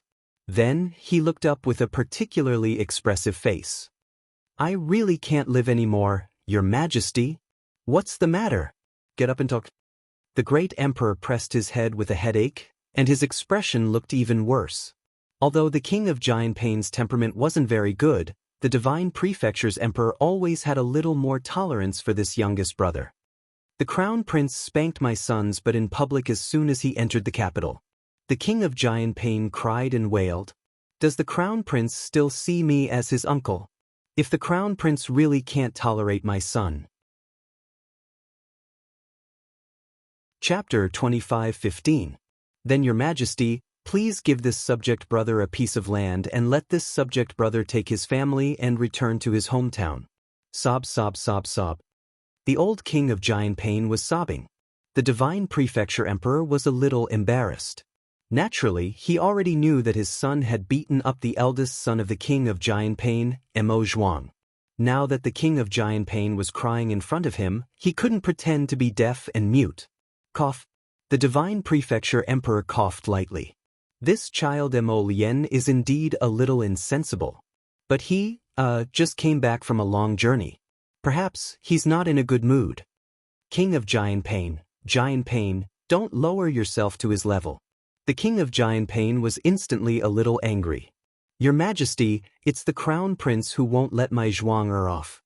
Moreover, putting aside the matter of Zhuang, my youngest son Mo Kuan was also beaten up by His Highness the Crown Prince in Shuntian Prefecture. Your Majesty, I really want to ask, what kind of grudge does the Crown Prince have with his biological uncle? Why does he like to beat up my son whenever he sees him? The Divine Prefecture Emperor, Your Majesty, you must seek justice for this subject brother. The King of Giant Pain was sobbing as he sat on the ground and wiped his tears sadly. The Divine Prefecture Emperor's head hurt terribly. He flicked his sleeves and called, Hu Dequan, eunuch, who immediately trotted into the imperial study and bowed respectfully. Your Majesty, go to the Eastern Palace and invite the Crown Prince over. Hu Dequan. At this time, the sky was already dark. If he went to the Eastern Palace to invite His Highness the Crown Prince, would he be beaten out of there? The Divine Prefecture Emperor saw Hu Dequan standing there in a daze and couldn't help but say angrily, Why aren't you going? Eunuch, who shuddered and hurriedly agreed. He didn't dare to hesitate and used his spirit energy to fly all the way to the Eastern Palace. Today, Mo Lien and Arbor had just moved in, and the entire Eastern Palace was still busy. The master of the palace had not returned for more than 10 years. Although the Eastern Palace was cleaned every day, it still lacked the aura of a master. Now that their master had finally returned and brought the Crown Prince Consort with him, the Eastern Palace suddenly had 2 masters living in it. Just arranging the manpower to tidy up the Crown Prince Consorts and Crown Prince Consort's sleeping quarters made everyone extremely busy. When Hu Dequan walked in, the entire Eastern Palace was still brightly lit. Zhao Tingdong, who was in charge of the internal affairs of the Eastern Palace, was still busy shouting with his bulging belly. Aunt Jing stood to the side with a solemn and dignified expression, occasionally exchanging a few words with the little palace maids who came to report. When the 2 of them saw Hu Dequan running in, they were slightly stunned. Zhao Tingdong stepped forward and said with a smile, Eunuch Hu, what's the matter? Go. What could I possibly want from you? Quick, go and invite His Highness. His Majesty has summoned him. Zhao Tingdong hurriedly asked, What happened? Why did the great emperor summon me? Hu Dequan wanted to be on good terms with the Crown Prince, so he quickly said in a low voice, The Duke of Giant Pain has complained to the great emperor. Your Highness. Zhao Tingdong walked to the door of the sleeping quarters and bowed. The great emperor has summoned you. Hu Dequan, go back and tell him that as long as he doesn't acknowledge me as his wife, I don't want to see him for even a day. Scram. Hu Dequan, what should he do? If the old great king of the Mo Kingdom's personal eunuch, Gong Chong, was here, he would definitely laugh at him and pat him on the shoulder. He would say sympathetically, It's not like our crown prince has only been willful for a day or 2. Just bear with it. Chapter 25:16. This servant is Kai Xiu. Greetings to the crown princess. 2 delicate palace maids around the age of 18 or 19 bowed to Arbor, their attitudes extremely respectful. The young crown princess was currently drooping her small head, listlessly half lying on the red jade brocade couch. The crown prince was currently sitting by her side. Ever since they'd just returned, they'd heard His Highness the Crown Prince continuously teasing and talking to her. One moment he'd give her this food, and the next moment, he'd use that food to coax her. This treasure was extremely rare. The way their masters interacted with each other made the two palace maids feel a bit surprised. For some reason, they felt as if their roles had been switched. Why was it His Highness the Crown Prince who was rushing to coax this young crown princess? This was because in their 3 continents, the existence of women was definitely weaker than men. This kind of situation would be even more vivid among cultivators. There was no other reason. On the divine continent, male cultivators were generally stronger than female cultivators. Even the heavens were 100 times harsher towards female cultivators than male cultivators. When cultivators broke through the final checkpoint of the spirit realm and ascended to the deity realm, the success rate of female cultivators in the 5 spirits reincarnation trial was only 1% of male cultivators. This established the irreversible supreme status of male cultivators in the 3 continents. Unless it was a few noble ladies from large aristocratic families or women at the peak of power, when they ascended to the spirit realm, they could rely on all kinds of magic treasures, spirit artifacts, or divine artifacts that their families found to maximize their own ascension rate. If it was an ordinary female rogue cultivator or a woman from a small family, then these people would face thousands of dangers in their advancement. If they were not careful, they would probably end up with their bodies and souls destroyed. As a result, in the divine continent, female cultivators who could reach the deity realm were extremely rare compared to men. Many female cultivators, because they cherished their lives, would forever stop at the peak of the 15th level of Great Spirit Master Realm. There were also quite a few people who existed. Because of this fear, a trace of a crack appeared in their hearts of cultivation. As they grew older, this feeling of not daring would spread throughout their entire bloodline. In the end, this group of people would sink into depression, never daring to take even half a step forward. Many women from small clans, if their talents were not bad, would be taken away by their clans to exchange for some resources and provide them to male cultivators as cultivation furnaces. They had no right to refuse. The family groomed you, and now they want to use you. What right do you have to refuse? This was the sorrow of the women of the small forces in the upper 3 continents. Therefore, it was already a very lucky thing for weak girls like Kai Xiao and Kai Chi to be sent to the imperial palace by their families and obtain a lifetime of peace. As long as the 2 of them served their masters well in the palace, worked hard to maintain a correct attitude, and did not make any mistakes, then the 2 of them would be able to survive until they left the palace. They would receive a sum of severance paid from the palace, and when they returned to their hometown, they would be able to buy a few mu of land and hire a long-term worker to farm. There was an 80% chance that they would be able to live out their remaining years in comfort. As for Kai Xiao and Kai Chi, they were both extremely dutiful and honest palace maids. Ever since they entered the door, the 2 of them did not dare to look around. They only respectfully saluted and stood to the side. When Arbor heard the sound, his eyelids only slightly lifted. He then waved his hand and said, "You may leave." Kai Chi and Kai Xiao glanced at each other. They did not understand their master's intentions, but they also did not dare to make wild guesses. They hurriedly lowered their bodies and slowly retreated out of the door.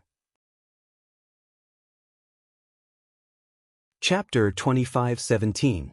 Both of them felt uneasy in their hearts. They were afraid that they wouldn't be liked by the young crown princess. After all, judging from the current situation, the young crown princess was very favored by the crown prince. If she revealed any displeasure towards them, the crown prince would definitely dismiss them. The young crown princess looked very young, but they didn't know what her temperament was like. Looking at her indifferent attitude, could it be that the young crown princess was antisocial and not easy to get along with? Both of them didn't dare to make any wild guesses. After retreating, they stood guard at the door. Until Zhao Tengdong came over, bowed at the door of the bedchamber, and told them about the emperor's urgent summons. Both of them heard very clearly that the crown prince directly rebuked Eunuch Hu. Eunuch Hu's shoulders drooped, his neck shrunk, and he sighed as he left. However, Zhao Tengdong's eyes lit up slightly. It was as if he had discovered something incredible. This master of theirs who came from the 6 prefectures was truly willful. Kai Xiao and Kai Chi looked at each other and lowered their heads in silence, not daring to speak recklessly. Strictly adhering to their duties and not making any mistakes was their principle as palace maids. After that, the lights in the Eastern Palace were extinguished bit by bit. It was already late at night. After Eunuch who returned, the people waiting for news from all sides seemed to have quieted down. The emperor didn't send anyone else to summon them. The old King Giantpain was comforted by the emperor, rewarded with many things, and left the palace in a huff. Today's matter quickly spread to the ears of the major forces in and out of the imperial court. They were all shocked and horrified. Judging from the emperor's attitude towards the crown prince, it seemed that he was very indulgent. It seemed that the imperial capital was finally going to be overturned. The next morning, the warm sunlight outside the window climbed through the long wooden window lattice and shone into the bedchamber. The crown prince's bedchamber was naturally extremely luxurious and exquisite. Whether it was the table, chair, bed, cabinet, or even the small teacups and utensils, all of them were the finest in the palace. Just that red sandalwood crystal mysterious jade bed alone was something that the great emperor had ransacked the entire treasury. He didn't think that there was anything good about it, so he specially ordered people to use precious materials to forge it for more than half a year before he was able to forge it. This craftsman was a famous divine artifact forging grandmaster in the 3 prefectures. Then, he had specially made a bed for the crown prince. This was simply a waste of natural resources. Jojo lazed in bed until noon. When the sun shone through a curtain of pearls, agate and emerald beads and fell on her eyes, she slowly crawled out of bed. The little fellow stretched with all his might and raised his tightly clenched fists above his head. For a moment, he froze there. She hurriedly put down her small hand and looked at the 2 girls kneeling in front of her bed with a puzzled expression. For a moment, her brain seemed to have short-circuited. "Who are you?" She hurriedly wrapped herself in the blanket and looked at them warily. She raised her eyebrows and asked, "Where's my husband?" "Husband?" She was referring to the crown prince. Kai Xiu's temperament was calm. She quickly stepped forward and kowtowed. "This servant is Kai Xiu." Greetings to the crown princess. Regardless of whether the emperor acknowledged this little crown princess or not, all the palace servants and eunuchs in the Eastern Palace, from top to bottom, all addressed her as the crown princess. Because of the crown prince's acknowledgement, who would dare to provoke him? It was just a title. There was no need to make things difficult for their master. Chapter 25:18. The little fellow's short-circuited brain was somewhat connected. Bakaichi Kaishio. She seemed to have heard this name yesterday, but when the other people introduced themselves, she was not in a good mood and was too lazy to respond to them. "You two are palace maids from the Eastern Palace, right?" Saishio slightly breathed a sigh of relief and hurriedly said respectfully, "This servant and Saichi were assigned by Aunt Jing to serve the crown princess's daily life as personal palace maids. If the crown princess feels that us 2 are not enough, or if you have any other requests, you can directly tell Aunt Jing." At that time, "Oh, there's no need." Arbor waved her little wrist. She was not a particular person.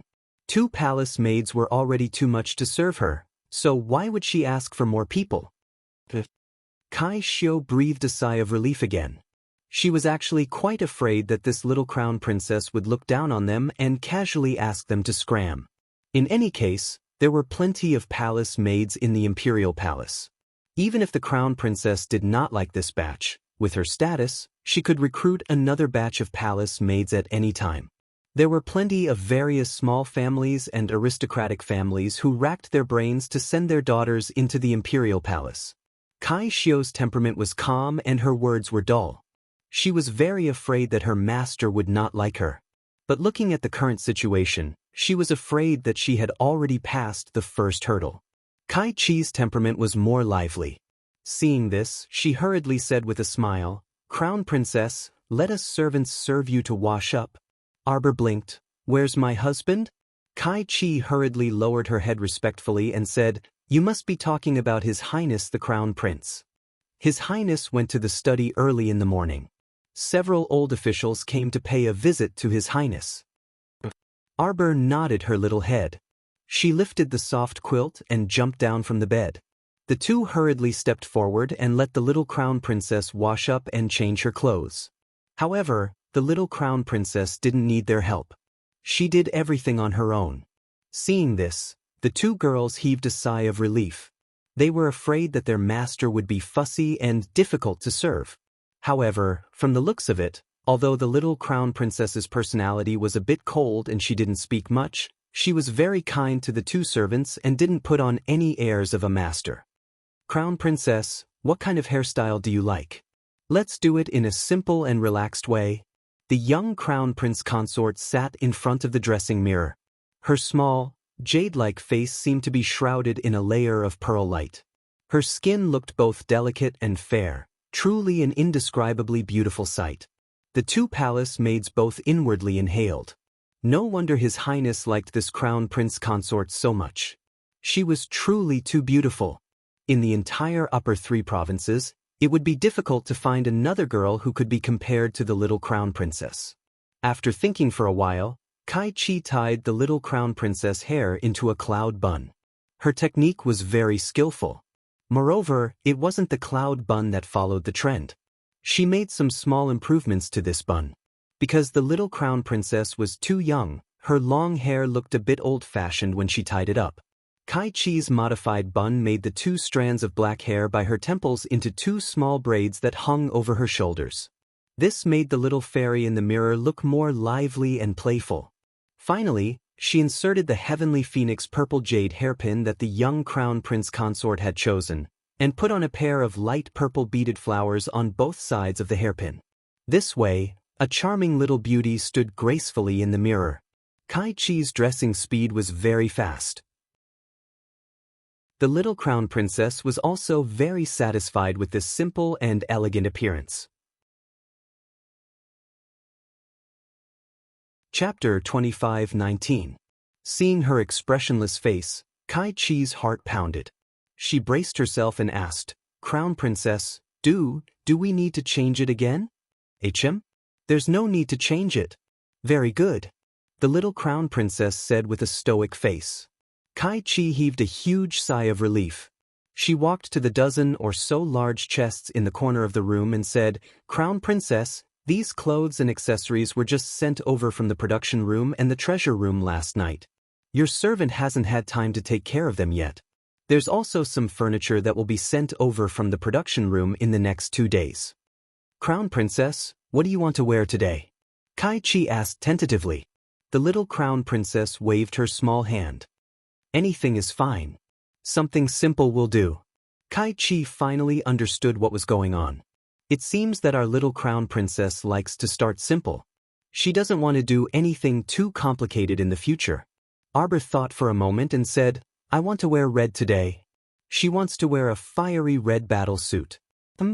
I'll kill whoever dares to cause trouble." "Yes, Crown Princess." It's good that the Crown Princess is willing to state her request. Kai Chi quickly rummaged through the chests and found a dress made of red ostrich feathers and a white rabbit fur cloak. The red was like fire, and the white was pure.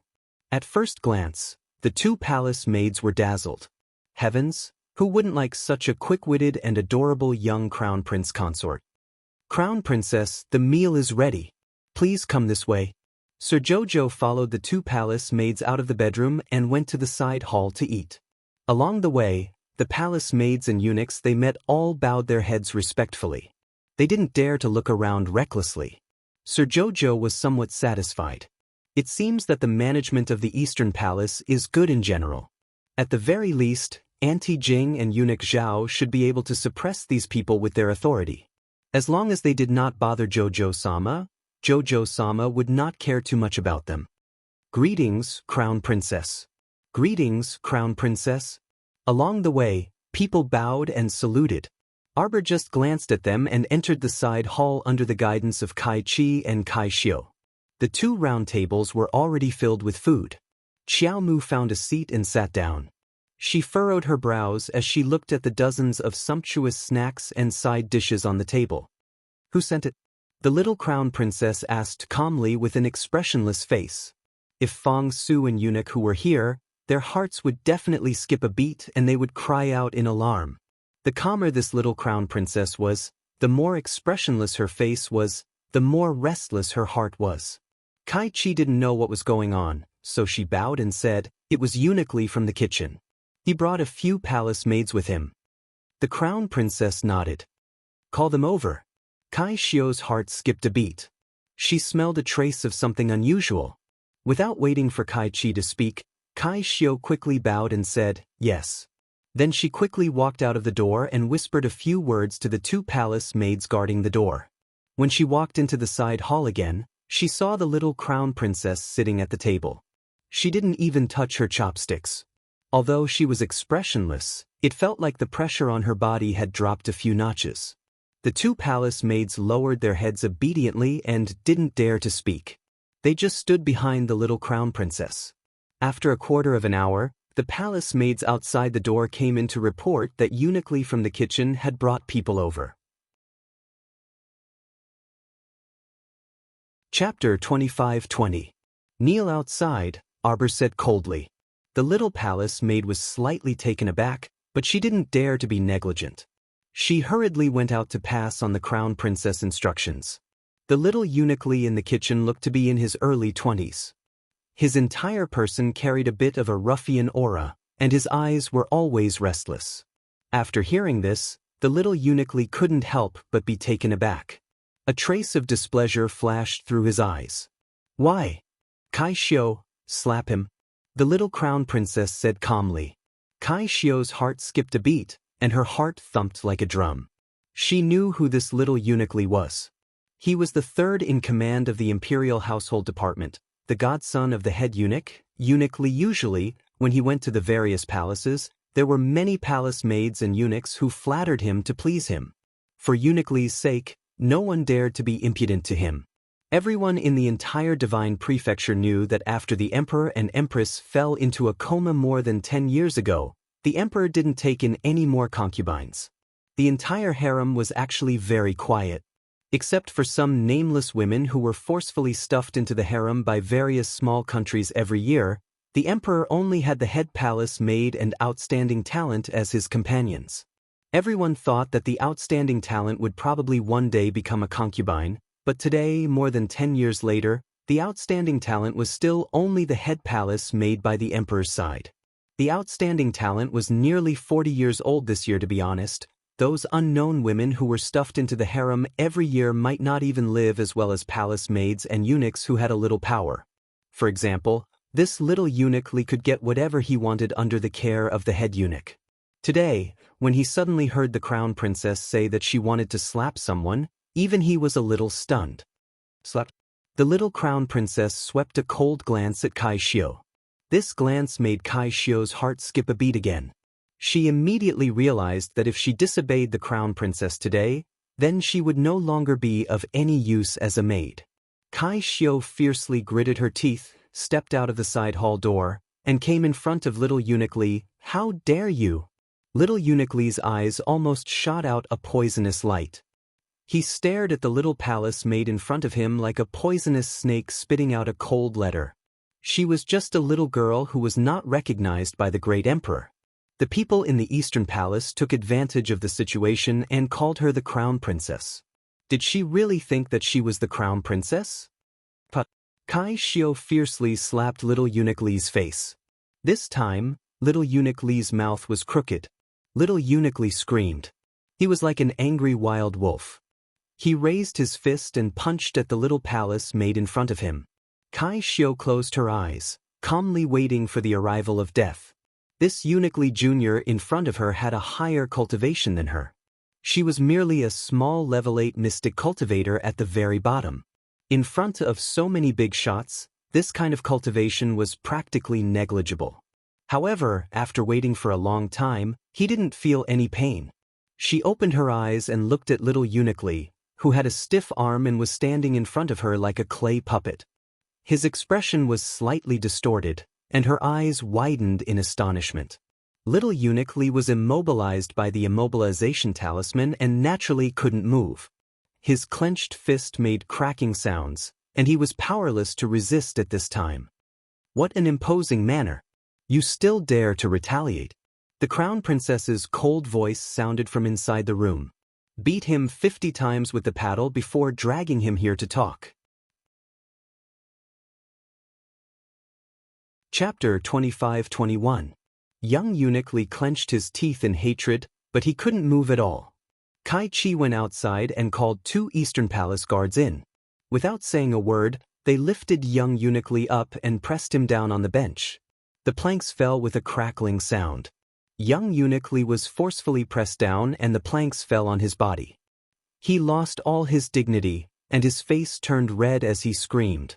Young Crown Princess was dressed in red, and her features were exquisite and unadorned. She walked out of the side hall and stood on the long steps, looking down at young eunuch Li, who was being punished, with an expressionless face. There were many palace maids and eunuchs standing in the courtyard, but none of them dared to make a sound. They all cautiously lowered their heads and looked down. After 50 strikes, the 2 guards dragged little eunuch Li from the bench and threw him on the ground without any force. Then they raised their hands in salute to the Crown Prince Consort and quietly retreated to the side. Arbor coldly looked at the person lying on the ground.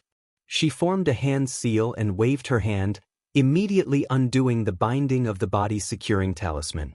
Young eunuch Li found that he could move and immediately struggled to stand up. He glared at Arbor and angrily said with a dark face, "What is the meaning of this?" "Bring the food out," Arbor said coldly. Kai Chi and Kai Xiu hurriedly directed a group of palace maids to bring out the dozens of dishes on the table. Arbor casually picked up a plate of fried pumpkin and threw it at young eunuch Li's face. Young eunuch Li was shocked. He subconsciously leaned to the side and avoided the plate attack. Who knew that this young crown princess would throw the plates at his face one after another? Plates of porridge, noodles, and soup splattered all over his face, making young eunuch Li battered and exhausted. The palace maids who came with young eunuch Li were already trembling in fear. They knelt on the ground and didn't dare to raise their heads. Young eunuch Li was about to explode in anger. "You! Let him eat. Clean it all up," Arbor said coldly. There was no warmth in his words. This little crown princess looked at little eunuch Li with mockery and coldness. She slid her finger and ordered the 2 guards standing at the side to go forward and escort little eunuch Li to eat the food on the ground clean. Congee, noodles, and all kinds of exquisite snacks, buns, and pastries were all stuffed into little eunuch Li's mouth by the 2 guards. Ah, wretch! Little eunuch Li felt that his mouth was full of something cold. Once it entered his mouth, he felt nauseous and wanted to vomit. How could the 2 Eastern Palace guards give him a chance to vomit? She kept stuffing food into his mouth until eunuch Li's eyes rolled back and his limbs trembled. When Zhao Tingdong heard the news and rushed over, little eunuch Li had already been tormented by the 2 guards to the point that he almost fainted. Zhao Tingdong hurriedly stepped forward and bowed to Arbor. "This servant, Zhao Tingdong, greets the crown princess." The young crown princess looked at him expressionlessly. "Go and call over the head eunuch of the kitchen." Zhao Tingdong immediately responded and sent a capable young eunuch to summon the head eunuch of the kitchen. Zhao Tingdong usually had a good relationship with the head eunuch of the kitchen, Eunuch Sun.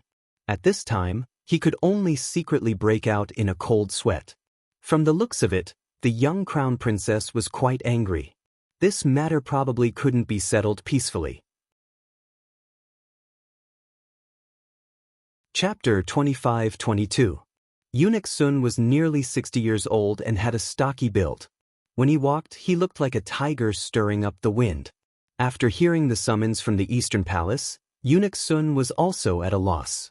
However, he did not dare to carelessly neglect this crown prince consort and hurried to the Eastern Palace with the young eunuch leading the way. As soon as he entered the garden of the Eastern Palace, he saw little eunuch Li being dragged to the ground by 2 guards. The eunuch's stomach was already bulging from the food he was stuffing into his mouth. His heart inexplicably sank, and a layer of cold sweat immediately formed on his palms. He hurriedly went forward and greeted, "This servant, Sun Ba, greets the crown princess." The young crown princess glanced at him coldly. "Kai Xiu."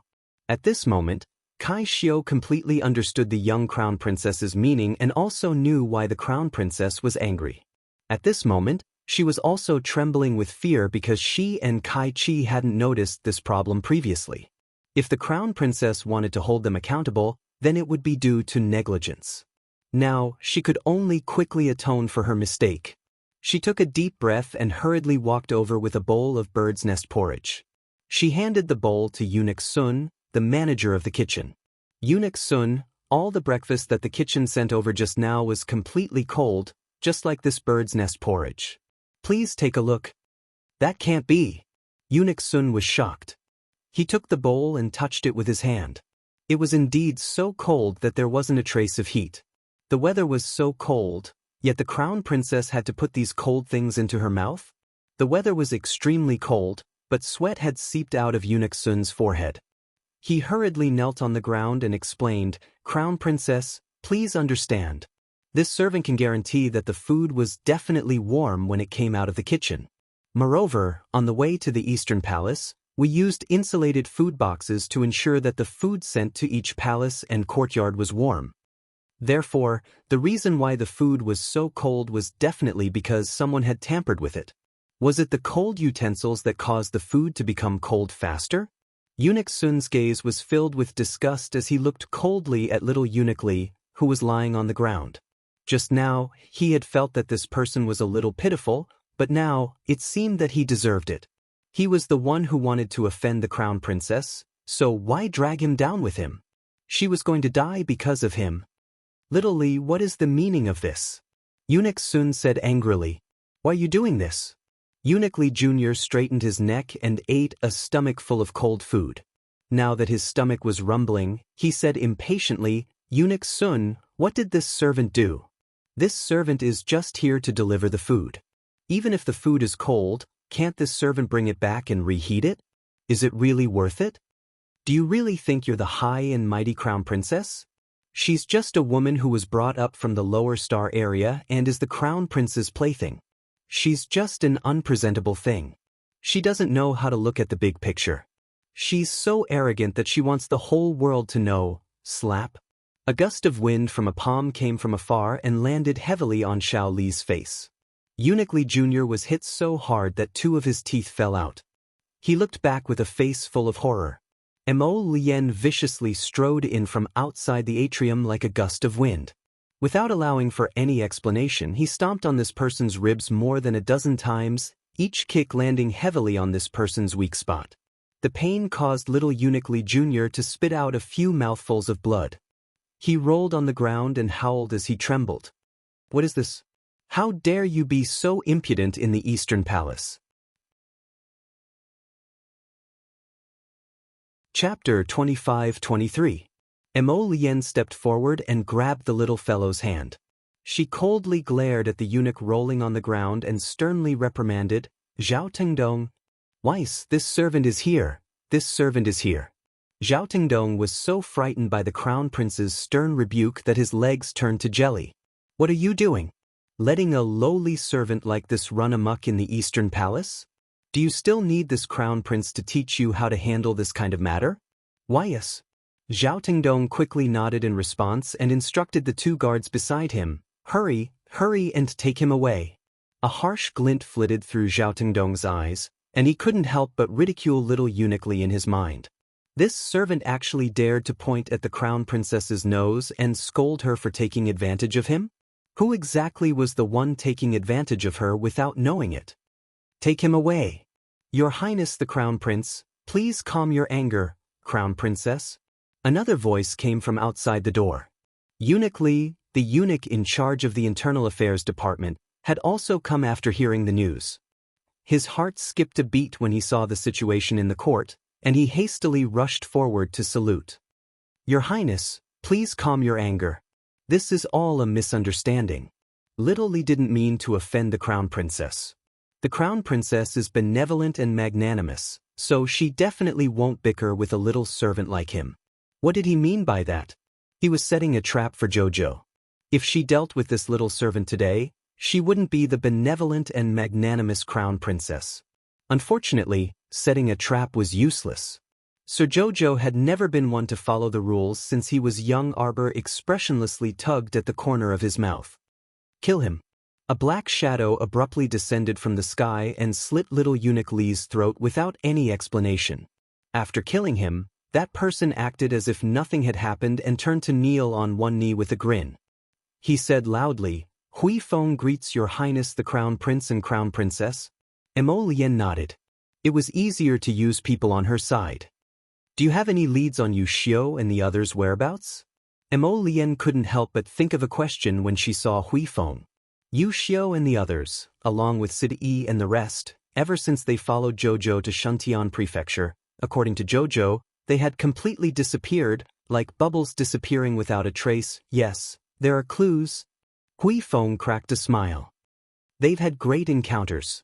Right now, half of them are in Fire-Smelting City, and the other half are in Icebound City, cultivating.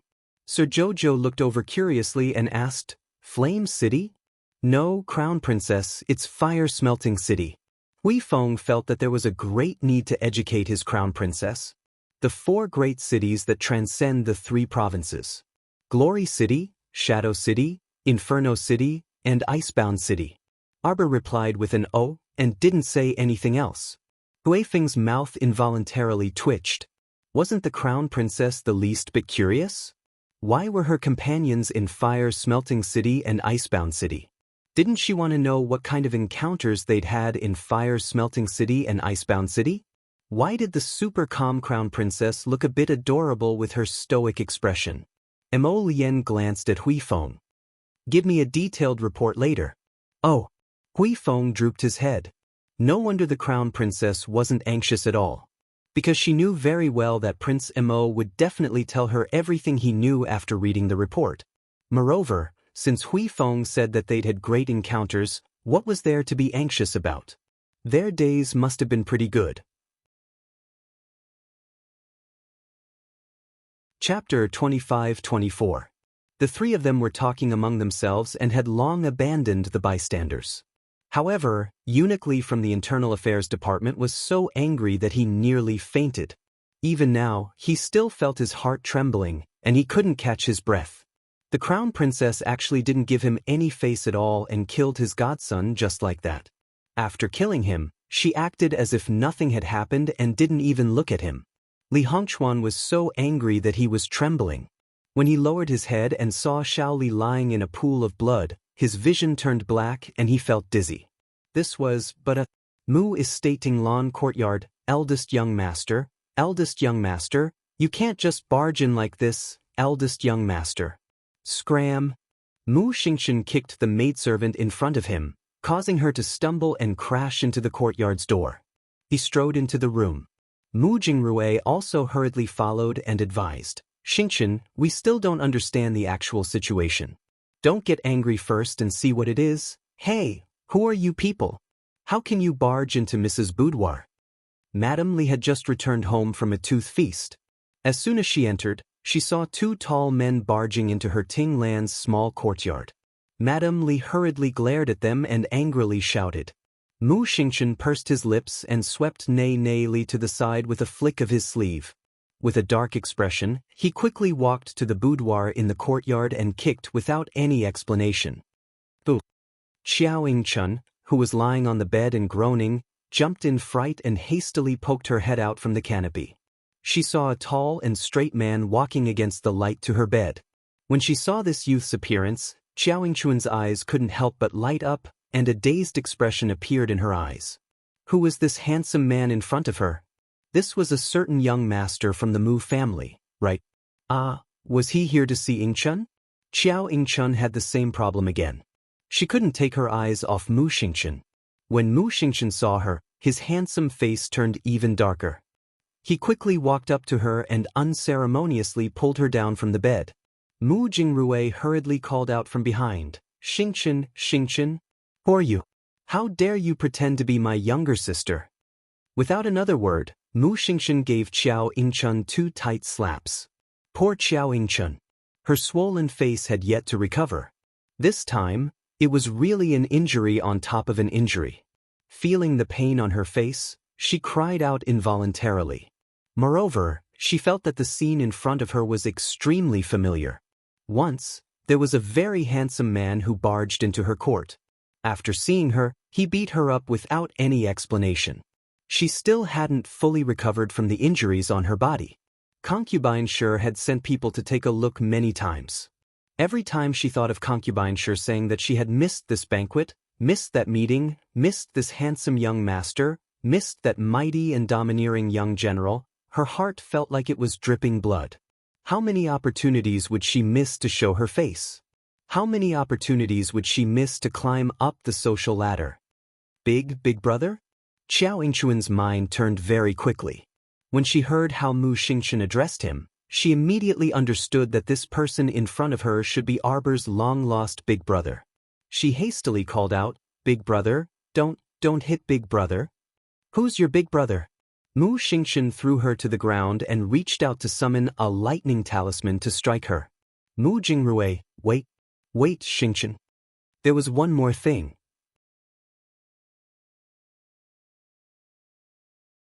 Chapter 25. Boom! A bolt of spiritual lightning struck down. Xiao Yingchuan's eyes bulged, and she let out a miserable howl before falling to the ground with a thud. Shi Huixin hurried over. When she rushed in with her men, she saw a disheveled Xiao Yingchun rolling back and forth on the ground, howling miserably. She was so angry that her nose was about to become crooked. After waiting for about 8 to 10 days, this woman's injuries were finally mostly healed. She originally wanted to bring her to Madame Zhong Li's plum blossom banquet tomorrow and let her show her face in front of everyone, but she didn't expect to encounter this kind of incident. She quickly went up to stop Mu Xingchen and gave Nanny Zhu a look to check on Xiao Yingchuan's injuries. Nanny Zhu flipped Xiao Yingchun over to take a look, and her face almost became crooked from anger. Xiao Yingchuan's face was as black as coal after being struck by lightning, and her entire head and face were covered in blood. She looked even more miserable than a few days ago. "Eldest young master, how could you do this? That's your younger sister. How could you be so ruthless? Even if the two of you didn't grow up together, can you bear to cut off your blood ties? You're so ruthless. Look at how badly you've beaten your younger sister." Shi Huixin was filled with anger and had nowhere to vent, so she gave Mu Xingchen a good lecture. "Someone, throw this imposter out of the Mu residence. Don't let her take half a step into the Mu residence again." Mu Xingchen didn't care about Concubine Shi's attitude and directly gave the order. 2 Mu residence's shadow guards immediately came out from behind and dragged the trembling Xiao Yingchun up. Big brother, what are you doing? Big brother!" Xiao Yingchun screamed and hugged the leg of the stool tightly, unwilling to let go. Madame Li rushed in and sat on the doorstep, howling, "Io, everyone, come and take a look. The Mu residence's eldest young master is going to chase out the young miss who was left stranded outside. Io, there's no justice in this world. The Mu residence is committing murder and arson." "Shut up." When Mu Qingya rushed over, she saw such a mess. Madame Li sat on the doorstep and howled while slapping her feet. The eldest son, Mu Xingchen, was angered by this old woman's shrewish behavior. His handsome face turned slightly green. Seeing this situation, she was so angry that the blue veins on her forehead almost popped out. She shouted at the group of old maids accompanying her, "What are you waiting for? Why aren't you gagging this old woman and dragging her out? What are you doing? Are you guys trying to murder me for money?" Madame Li was still howling when she was slapped in the face by an older female servant. Madame Li's head was slightly tilted back and her mouth was immediately filled with the taste of blood. Xiao Yingchun was also scared silly. She hurriedly pounced over to hug Concubine Shi's leg and wailed, Concubine mother, save me. Big brother can't tolerate me. Auntie, woo-woo. I can't live anymore, Auntie. Big brother wants to kill me." "Bah." "Shut up," Mu Qingya said angrily. "Shut up. If he were to let these shrews spout nonsense, would the young master's reputation still be intact? If word got out, people would think that even the young master of the Mu residence couldn't tolerate his biological younger sister." A cold glint shot out of Mu Xingchen's eyes, and he turned to glare at Concubine Shi. "Shi Huixin, I don't know what you want to do by bringing such an impostor home. But if you want to harm my younger sister, even if I don't want my life, I won't let you off." The 10th watch ended. Chapter 25-26. Concubine sure smiled awkwardly. Look at what eldest young master is saying. Why would concubine harm eldest young master's younger sister? Look, isn't this, don't think that everyone is a fool. Mu Xingchen flung away concubine Shi's outstretched arm and looked at her coldly. You must know very well what this woman's identity is. Shi Huixin carelessly stroked her hair and said with a smile, eldest young master must be joking. Concubine is merely bringing Miss back from Sikong planet to reunite with our family. I don't want others to misunderstand my good intentions. In all honesty, concubine really doesn't have any selfish motives. Mu Qingya frowned and said, concubine sure, help Miss to the bed first. Xingchen, come with me. Mu Xingchen's handsome face was cold as he followed Mu Qingya out of Tinglan's small courtyard. Mu Qingya sighed and turned around with a rather solemn expression. Xingchen, your actions this time were truly too reckless and impulsive. What good will this do for your reputation? If this matter were to spread, what would it look like? Those outside who don't know the truth will only think that you can't even tolerate a younger sister who has led a wandering life for many years. Mu Xingchen said angrily, how can she be my younger sister? That slut is simply an impostor. I won't admit to her identity. Mother, why is it like this? Mu Xingchen couldn't help but grumble inwardly. Why didn't concubine Shi immediately chase her out the day you brought her back? Even if others don't know, mother should know that this person is an impostor. Xingchen. Mu Qingya shook her head and said with a wry smile, the day concubine Shi brought her back, she spoke so confidently and solemnly. She even paid a visit to your father and found 2 more witnesses to prove it. We can only discuss this matter at length. If we want to chase this impostor out of the house, we still have to find some evidence. What evidence? Wouldn't father know? Mu Xingchen sneered. Wouldn't it be clear once we take out the bloodline talisman? We'll know whether or not she's of the Mu family bloodline with a test. Mu Qingya was slightly taken aback, then she revealed an ecstatic expression. Right. Why didn't mother think of that? That fake would naturally not be able to pass the test of the bloodline talisman. Mu Qingya said with a smile, however, I need to go to your father personally and have a good talk with him. Go back to your own courtyard first and wait for my notice. Mu Xingchen thought for a moment and nodded slightly. On the other side, Mo Lian had already finished flipping through all the fortuitous encounters of Sidu, Wei Nanfeng, and Yu Xiu. It had to be said that this group of people was really lucky. Coincidentally, they were picked up by the city lords of Fire Smelting City and Ice Sealed City who had gone out to train and brought back to raise them, so don't always say that Jojo is lucky. There are many people who are really lucky. From the looks of it, Jojo's little bit of luck was nothing. If the Heavenly Tao was here, he would definitely give this fellow a tight slap. Bah, your little bit of luck is just short of reaching the heavens. Little bit of luck? If this is little bit of luck, then there are really no people with great luck in this world. After flipping through the information, Mo Lian looked at the recent events in Dragonflame City, big and small. When her fingers stopped at a few documents titled, The Mu Family's Wandering Girl Returns.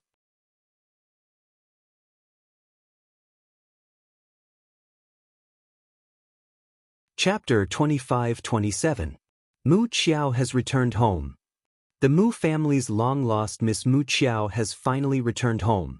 Mo Lian's eyes could not help but narrow dangerously when her finger paused on a row of similar information. This Mu Qiao couldn't be the one he was thinking of, right? He reached out to flip open the neatly arranged information and quickly skimmed through it. Mu Estate's Gilded Garden. Mu Qingya carefully wrung a wet handkerchief and gently handed it to her husband, Mu Jingfeng, who was sitting beside her. A faint smile appeared on Mu Jingfeng's grave and stern face.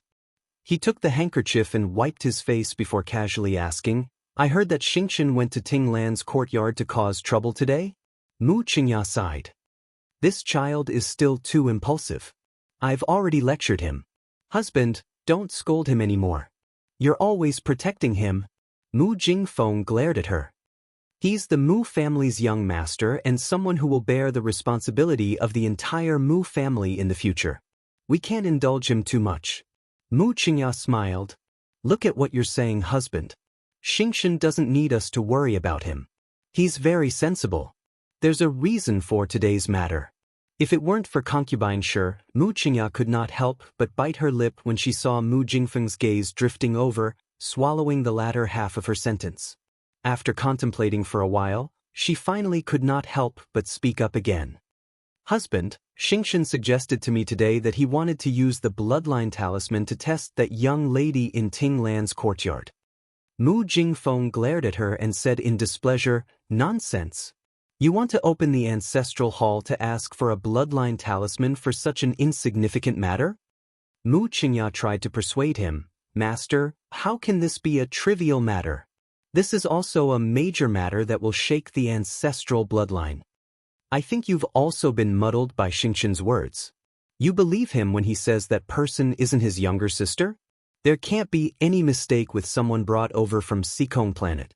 Mu Jingfeng casually waved his hand. There's no need to mention this matter again. He's been running around all this time and hasn't seen any improvement in his cultivation. Tell him to go into seclusion and cultivate properly. Don't always think about those nonsensical things of the secular world. Master, enough. Mu Jingfeng nonchalantly swung his sleeves and got up to leave. His grave and stern face was abnormally cold. An hour later, Mu Xingchen received the news. He sat in his study room and crushed a jade porcelain brush washer. "Young master, Madam said that this matter cannot be rushed. She will find an opportunity to persuade the master again." The servant standing in front of the desk said with a trembling voice. This was the first time he had seen his young master so angry, as if he wanted to tear everything in front of him apart. He knew at a glance that that bitch wasn't his daughter. Mu Xingchen said angrily. As he said, with his father's eyesight as the head of the Mu family for so many years, what could be hidden from his eyes? "Young master." The servant was almost scared to death. He's the one who wants to keep the fake. It was him who did not want to see Jojo. That's why he didn't want to open the ancestral hall and experiment with the bloodline talisman. That coward. What did my Jojo do wrong? Why should she bear all of this? "Young master." The servant looked like he was about to faint. Please. Could he not scold the head of the household like this in front of a tiny ant like him? Life was so precious. He really didn't want to die so early. Chapter 25-28. This man would rather raise an impostor as his daughter than see his own daughter. Mu Xingchen clenched his fists tightly and spat, "Extremely stupid." He should have known that he could only do things that the man agreed to. How could concubine Shi have the guts to bring an impostor into the Mu family? It was obvious that the man agreed to it himself. He did it on purpose, deliberately turning a blind eye and deliberately suppressing the fact that the impostor's origins were unknown. Only in this way would the Mu family not pursue the origin of the counterfeit goods and accept the existence of the counterfeit goods. Mu Xingchen was so angry that his eyes turned red. "Coward, even if you don't want to see Jojo, you don't have to make an impostor to annoy yourself. He doesn't mind spending money to raise a slut, but I do mind that the slut's existence dirties the entire court." The manservant lowered his head and completely treated himself as heir. He hoped that the young master would let him go. He didn't hear anything. "I won't let this impostor occupy my sister's position." Mu Xingchen's eyes revealed a cold glint. Young master, what are you doing?" The servant really wanted to slap his own mouth. Why the hell was he stuttering when he spoke? "Don't be a coward." He had to advise his young master not to court death. In this situation, it was obvious that he was going against the master. That was courting death. "Zhengdo, what are you thinking about?" The page boy looked at Mu Xingchen in confusion and hurriedly said, "Young master, I am thinking of how to persuade you to put down your butcher's knife." Mu Xingchen glanced at him. "Butcher's knife?" Yes. Don't think that I don't know. Young master, you want to sneak into Ting Lan's courtyard in the dark and directly slit that girl's throat." Mu Xingchen sneered. "You know your master quite well." "Why was?" The page boy hated that he couldn't slap himself again. "Who asked you to speak so much and spit out everything in your heart?" "Young master, don't be rash." The page boy hurriedly hugged Mu Xingchen's leg and cried, "Young master, let's not do such impulsive things." If the owner of Tinglan's courtyard is dead, you will be the first suspect. After all, we just had a conflict with them. If word gets out that he's the murderer of his younger sister, his reputation won't be good either. Don't doubt it. I did it. Mu Xingchen sneered. However, when he went to Tinglan's small courtyard again, he found that it was already empty. After careful inquiry, it turned out that the fake had been taken away by Shi Yinyang to Wulan Garden to recuperate. Recuperating was just a pretense. The main reason was to prevent this fake from being killed in Tinglan's courtyard for no reason. Mu Xingchen sneered. Concubine Shi was really worried sick about this fake. At the door of the study, a small head poked out and then shrank back. Mo Lien could not help but laugh. She put down the documents in her hands and said softly, "I've already seen you. Why are you still hiding?" The little fellow bounced inside in a trot, and Mo Lien stretched out his arms to carry her into his embrace. "Hungry?" The little girl nodded and looked up at him with a pair of round eyes. "I really want to eat hot roasted sweet potatoes right now." "Okay, I'll roast a few for you." Mo Lien reached out to pinch her little nose and said with a grin, "What a greedy little kitten." With a wave of her hand, she took out a small stove and 4 to 5 sweet potatoes from her inner world. Chapter 25-29. Mo Lien was now completely in his element when it came to cooking. This simple roasted sweet potato was naturally very familiar to him. As long as he controlled the heat well, he could just place the sweet potato on the stove and flip it over to roast it after a while. "What were you looking at just now?" Sir Jojo asked curiously. He reached out to grab the information he placed on the side. "Oh, is it information on Situ E and the others? Did they really go to Fire Refining City?" Half and half. It was also a coincidence that they went to Fire Refining City and Icebound City, but it's also because their talents are pretty good. Arbor nodded his small head. Those little fellows' talents were naturally pretty good. If they had lived in the Divine Province since birth in a place with such dense spiritual energy, their current strength would probably have broken through to great spiritualist long ago. However, they came more than half a year earlier than her, so presumably, they were no longer rookies like great mystic cultivators. At the thought of meeting them again and being able to see her little fellows rapidly improve their cultivation, Miss Chiao couldn't help but faintly look forward to it. It's not information on Situ E and the others." Sir Jojo casually picked up a piece of information on Mu Chiao's return and stared at it for a while like he had seen a ghost. There was a fake who was taken back to the Mu family. Mo Lien sneered and raised his hand to take the piece of information from Arbor's hand before casually tossing it to the side. The Mu family is such a large family, so they definitely know whether it's their own bloodline or not. It's impossible for them to be so easily confused, unless that muddle-headed patriarch of theirs doesn't wish for me to return in the first place and would rather deceive himself by raising an impostor. Xiao Mu curled her lips coldly. "Speaking of which, I don't care for that lousy Mu clan either. However, I should take back what belongs to me." Xiao Mu raised her head to look at the crown prince before leaning close to his ear and muttering. Mo Lien nodded as he listened. "When the old man acknowledges you in a few days, I'll have him write it when we meet. Don't worry, it won't be long before the old man gives in." Xiao Mu blinked her large eyes and nodded. The two of them chatted for a while more. After a while, Mo Lien increased the heat and roasted a few sweet potatoes. The young couple was peeling the sweet potato and eating it when Zhao Tingdong's respectful voice came from outside, reporting to the Crown Prince, Crown Princess. Madame Zhongli sent an invitation for the plum blossom meet. Arbor took a bite of the sweet potato and asked curiously, "Who is it?" Mo Lien's expression was indifferent as she said, "General Zhongli's wife." She loved lively events, so every few days, she would hold a small banquet and invite all the noble ladies. If you don't want to go, then don't go. We don't have to do anything for her. Arbor's eyes swiveled. "Say, do you think that impostor will go?" Mo Lien couldn't help but be startled.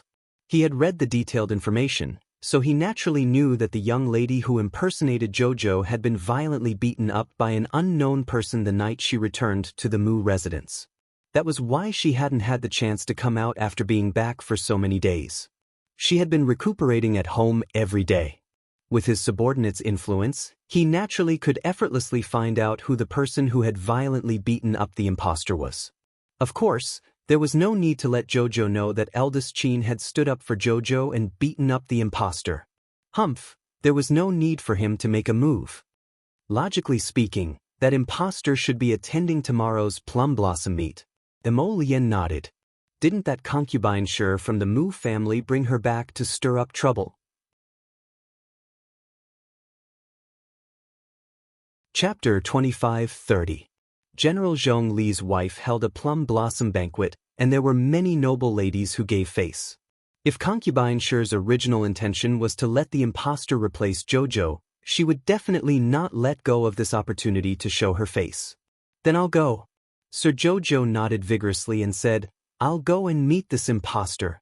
Emolien nodded and said, Okay, I'll go with you, you're not allowed to go. The little fellow immediately reached out to cover his mouth and blinked cleverly. You're too eye-catching, you have to hide at home. There were a bunch of women in that place. What was there to go, what was there to go? Sir Jojo was going to fight, don't worry, he would definitely return victorious. Emolien didn't know whether to laugh or cry. He reached out to pull down her little hand and kissed her soft little hand. Don't worry, your husband is only yours, yours is only yours. How could this man be so flirtatious? Sir Jojo couldn't help but reach out to pinch his face. He reached out to hug him and muttered, That's right, it's mine. Emolien couldn't help but be amused.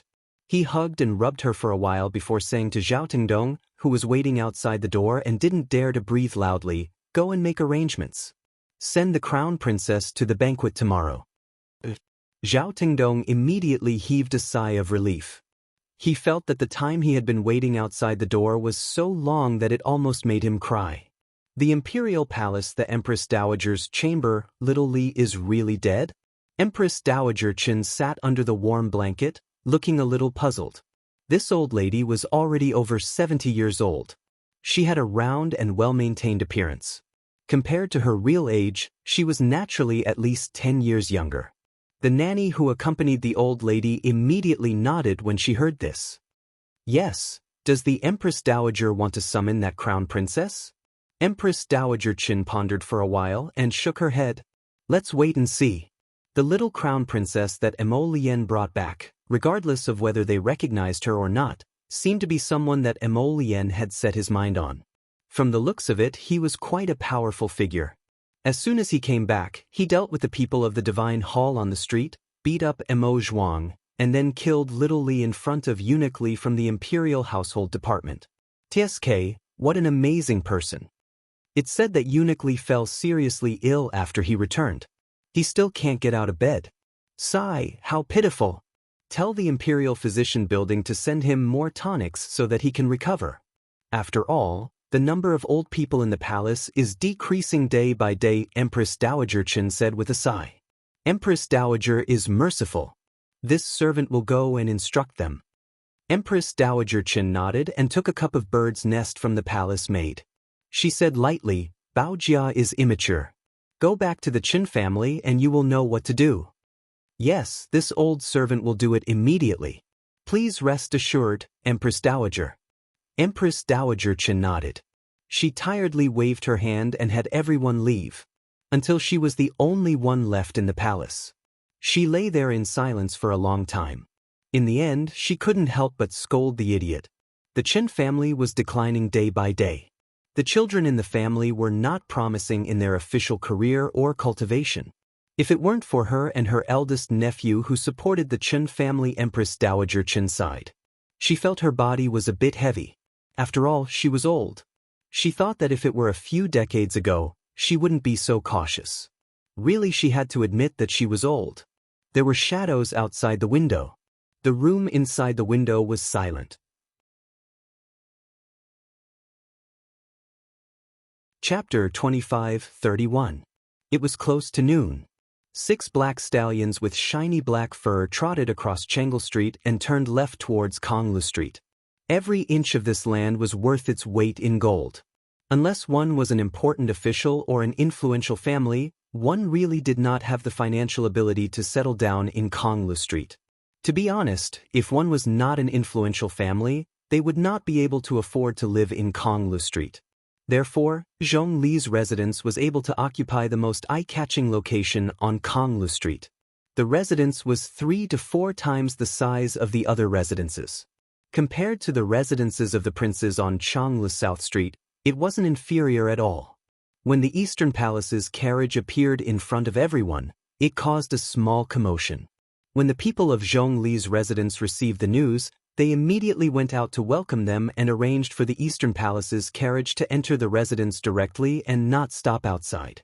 The person who came to welcome the carriage was Zhong Li's eldest young madam, the eldest daughter-in-law of great General Zhong Li. She led 2 rows of servants and very respectfully welcomed the Eastern Palace's carriage into the residence. The carriage stopped at the entrance of the inner courtyard. Arbor did not need anyone's help and walked down the carriage on her own. Her quiet gaze fell on the dignified and elegant eldest young madam at the front. Zhong Li's eldest young madam led the servants to kneel in greeting and said with a smile, "The crown princess has graced our humble abode with your presence. Your presence brings light to our humble abode." Seeing that she was still polite, Miss Qiao suppressed her thoughts of picking a fight with her.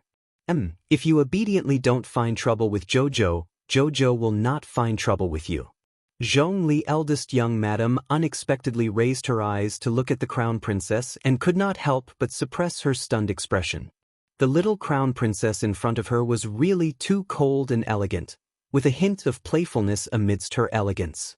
With 2 symmetrical buns on her head, she looked like a little paralyzed and adorable. Under her scarlet cloak, the red brocade collar wrapped around her slender little neck and blended her fair and jade-like face with the fluffy fur. She was really very beautiful. Xiao Mu waved her hand to have them stand up, and then she trotted into the main hall.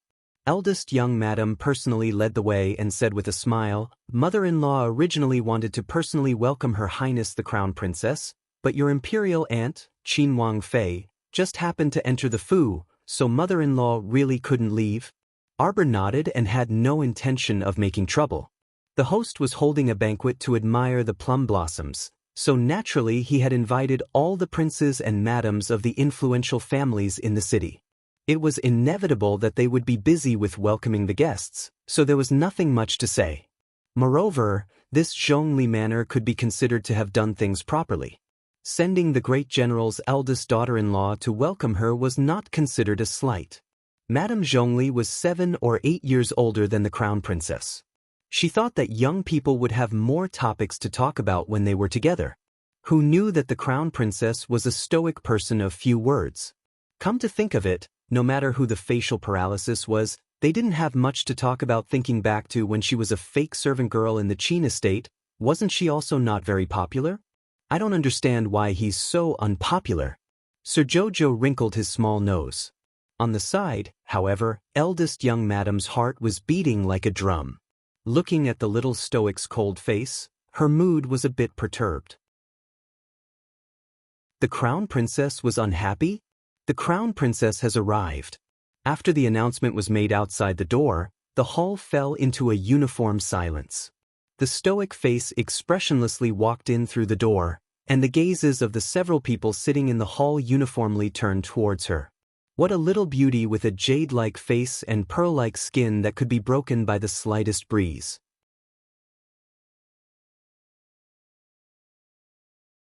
Chapter 25-32. The eyes of the women in the hall, each with their own thoughts, flickered a few times. As the madam of the main household, Madame Zhong Li was respectfully accompanying Princess Consort Kong. When she saw the young crown princess enter, she hastily stood up and saluted. "Greetings to the crown princess." Accompanying Arbor into the main hall were Aunt Jing, Saixio, and Saichi. At this time, Saixio and Saichi curtsied and stood to the side. Aunt Jing stepped forward and whispered to Arbor, "This is Great General Zhong Li's wife." Arbor glanced indifferently at Madame Zhong Li and nodded. With her status, there was no need for her to return the greeting to Madame Zhong Li, that is Princess Consort Kong, His Highness the Crown Prince, and your imperial aunt. Arbor looked at Princess Consort Kong curiously. She could be considered to have a good understanding of the Mo family's current imperial relatives. According to the relationship chart Mo Lien gave her, The one who had the closest relationship with the emperor was this Prince Kong. Nowadays, the emperor entrusted Prince Kong to handle major court affairs and matters that needed to be handled personally. He greatly relied on and trusted this elder brother of his. Prince Kong was the emperor's eldest brother, so according to seniority, he was naturally her and the crown prince's imperial uncle. And this plump and somewhat unhealthy royal consort in front of her was her imperial aunt. Arbor blinked. On the other hand, Princess Consort Kong couldn't sit still anymore. She and Prince Kong had no children in their entire lives. Later on, they adopted a daughter born by her maternal sister-in-law, but she wasn't to her liking. When she saw the little stoic for the first time today, she thought she was incredibly adorable. This child was simply too lovable. This was that child Emolien's wife? Good job, good job. She was so much better than that domineering woman his father found for him. This little fellow looked like a soft and adorable little bun at first glance. Ayaya, she was truly adorable. The two small bags on her head were matched with two simple and generous pink beaded flowers.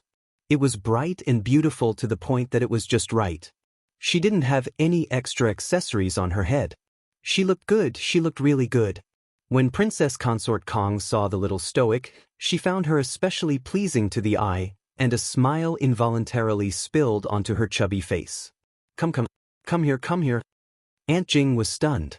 She was naturally familiar with this Princess Consort Kong. For female officials like them who worked in the palace, even if they didn't know the temperament of the members of the imperial family like the back of their hand, they had more or less heard about it. For example, this Princess Consort Kong usually did not like to get close to people. Don't be fooled by her smiling face, she was actually very unapproachable. Many noble ladies wanted to flatter her. After all, Prince Kong was the most powerful official in the court. But not everyone was able to gain Princess Kang's favor. Now, when the little crown princess walked in, she didn't even say a word, but Princess Kong took notice of her. It can't be. Everyone silently muttered in their minds. When they turned their heads to look, they saw the little crown princess pattering over to Princess Consort Kong with small steps. When Princess Consort Kong took a closer look, she became even more attracted to her. This little fellow's small appearance was too good-looking. Looking at that sparkling small face and those spirited pitch-black eyes, where did Emolien pick up this little wifey from? It couldn't be that he had run into an enormous stroke of luck, right? Princess Consort Kong grabbed Arbor's small hand and said with a grin, "Good child, I'm your imperial aunt. This is our first meeting, and imperial aunt doesn't have anything good on her, so you can wear this for fun."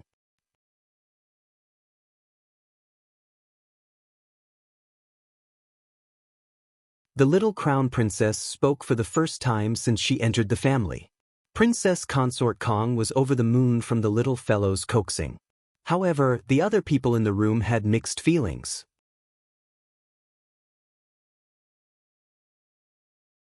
Chapter 25:34. Ha! Princess Consort Kong laughed heartily as she held Arbor's little hand and rubbed it lovingly. "Little fellow, you're really a good child. Our Emolien is truly fortunate to be able to marry you." Arbor nodded her little head in full agreement. She felt that Princess Consort Kang's taste was especially good. She herself also felt that she was pretty good. Lien was truly very fortunate to be able to marry her. The old and the young chatted happily there. Most of the time, it was Princess Consort Kong who was talking alone. The little crown princess asked her 18 questions, and she would pick one or two and answer simply with 4 or 5 words. The strange thing was that the two of them could actually continue chatting in this kind of chatting mode. If it were anyone else, they would have died from the conversation long ago. On the side, Lu Iran was so angry that she was about to vomit blood. She kept cursing Princess Consort Kong, this old thing, in her heart. She had waited on this old thing day and night in vain. She had asked for the space bracelet hundreds of times but failed to get it. Yet, this old thing had so easily given it to a woman she had just met. Lu Iran's lungs were about to explode from anger. She felt aggrieved and resentful in her heart. She sat on the side like a vengeful spirit, glaring at Arbor with her glowing white eyes. If looks could kill people, Lu Iran would have already shot her thousands of poisonous glares and killed the little girl. Madame Zhongli interrupted with a smile at the right time. Princess Consort Kong and the Crown Princess really hit it off at first sight. That's right, that's right. Princess Consort Kang's attitude towards Madame Zhongli wasn't bad. She wasn't particularly distant and cold, nor was she very affectionate. It was just a formality. Now that she saw Madame Zhongli speak, Princess Consort Kong said proudly, "Look at how good this daughter-in-law that our Emo Lien found. She has the looks and temperament. She doesn't lack in cultivation or intelligence." Everyone, Princess Consort Kong, aren't you bragging a bit too much? She does have the looks and temperament, but how can you judge this girl's intelligence when you've only interacted with her for less than a quarter of an hour? Furthermore, this little crown princess's cultivation wasn't particularly high. At a glance, he looked like a low-level spirit master. Was his cultivation high? But then again, as the high and mighty crown princess, there was actually no need for her to cultivate. After all, there were secret guards protecting her wherever she went. Everyone thought to themselves as they glanced at the little crown princess. It was truly difficult for Princess Consort Kong to continue chatting so eloquently in front of such an expressionless, paralyzed-faced Jojo-sama was the kind of person who, if you insisted on chatting with her, would continue to chat with you politely. Even though she only exchanged a few words with others, "I'll call you Jojo from now on. Jojo, if our Emo Lien bullies you in the future, feel free to tell Imperial Ant. Imperial Ant will take care of him for you. Imperial Ant will definitely stand by your side." Jojo thought about it seriously. He can't bully me. It had always been Lord Jojo who bullied him. Jojo-sama was Lien's little emperor baby. Wasn't it normal for him to listen to Lord Jojo's words and actions? It was impossible for him to bully the little emperor. However, not long after he said this, Lord Jojo had the urge to cry. As expected, he couldn't be too full of himself, because retribution would arrive in minutes. Lord Jojo would soon be slapped in the face. Chapter 25-35. Jojo and Princess Consort Kong had a warm chat for a while until the servants came to report that Princess Consort Zheng had arrived. Only then did everyone let out a slight sigh of relief. They wiped the sweat from their foreheads and thought to themselves, "Fuck, we finally don't have to listen to the awkward conversation between Princess Consort Kong and the Crown Princess that's really fucking enough. What are they talking about? When women gather together, shouldn't they be talking about which jewelry store opened in the capital? What kind of beautifying dishes did Kaidai Veranda come out with? Shouldn't it be like this? Look at how Princess Consort Kong and the Crown Princess were awkwardly chatting about all sorts of things. Their thoughts were flying too fast. Princess Consort Zheng held a woman's hand and walked in together intimately. Everyone felt that it was a bit strange. Everyone knew that Princess Consort Zheng's appearance was average. Moreover, her forehead was narrow and slightly sunken. Her nose was sharp and narrow, but her mouth wasn't small. Saying that her appearance was average was a bit of a compliment. Actually, she was just a bit ugly. Princess Consort Zheng's naturally harsh and merciless appearance usually attracted a lot of gossip for her. What she disliked the most in her life was walking together with beautiful girls. But today, the girl beside her was graceful and elegant. She was wearing a long white dress that wrapped around her chest, which made her skin look as delicate as milk. Arbor looked at them coldly. To be precise, she was looking at the girl beside Princess Consort Zheng on the top of her head. She recognized this hairpin. It should be said that she had a very deep impression of this hairpin. This 5 fortune jade hairpin was Shi Yongqian's favorite. She wore it every day and couldn't part with it no matter where she went. Arbor clenched her fists tightly. Her gaze was cold as she stared at the girl in white fluttering clothes in front of her. "Shi Yongqian. Long time no see. I'm back. Are you surprised? Are you surprised?" Shi Yongqian felt like she was being stared at by a poisonous snake. Her long brows furrowed slightly. She inadvertently raised her head and looked in the direction of that sharp gaze. What entered her sight was a young girl who was as delicate as jade porcelain. When she saw the young girl's appearance, she couldn't help but be slightly dazzled. Shi Yongqian originally thought that she was fair and beautiful enough, and her skin was delicate enough, but it turned out that there was no comparison at all. Now that she stood in front of the little girl, she was immediately outshone. The beauty and milk-white skin that she was so proud of was not even worth mentioning in front of this little girl. Shi Yongqian took a deep breath and did her best to maintain a smiling appearance. Following Princess Consort Zheng's bow to Princess Consort Kong, the two sisters said in a soft voice, "Greetings to Princess Consort Kong." Princess Consort Kong nodded and had them rise out of unfamiliarity. She then held Xiao Mu's hand, and her expression turned into one of familiarity and intimacy. "Child, meet your sister-in-law, Princess Consort Zheng. Her husband, King Zheng, is the adopted son of the great emperor. His name is Mo Shikong. This should be the first time the two of you have met. Greetings, Crown Princess." Princess Consort Zheng's eyes flickered slightly as she greeted her with a smile. "Greetings, Zheng Wangfei."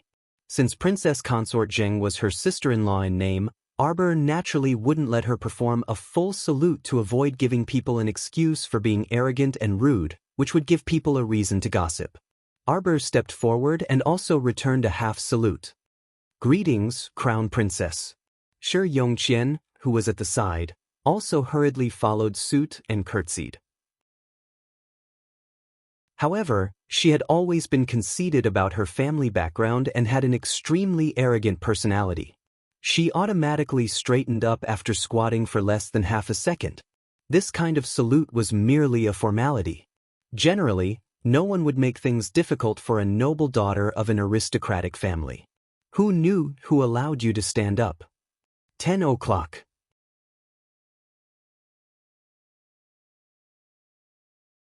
Chapter 25:36. Shi Yongqian was taken aback. She almost suspected that the Crown Princess was talking to her. The Crown Princess actually used such an icy tone to talk about her, the Shi family's second miss?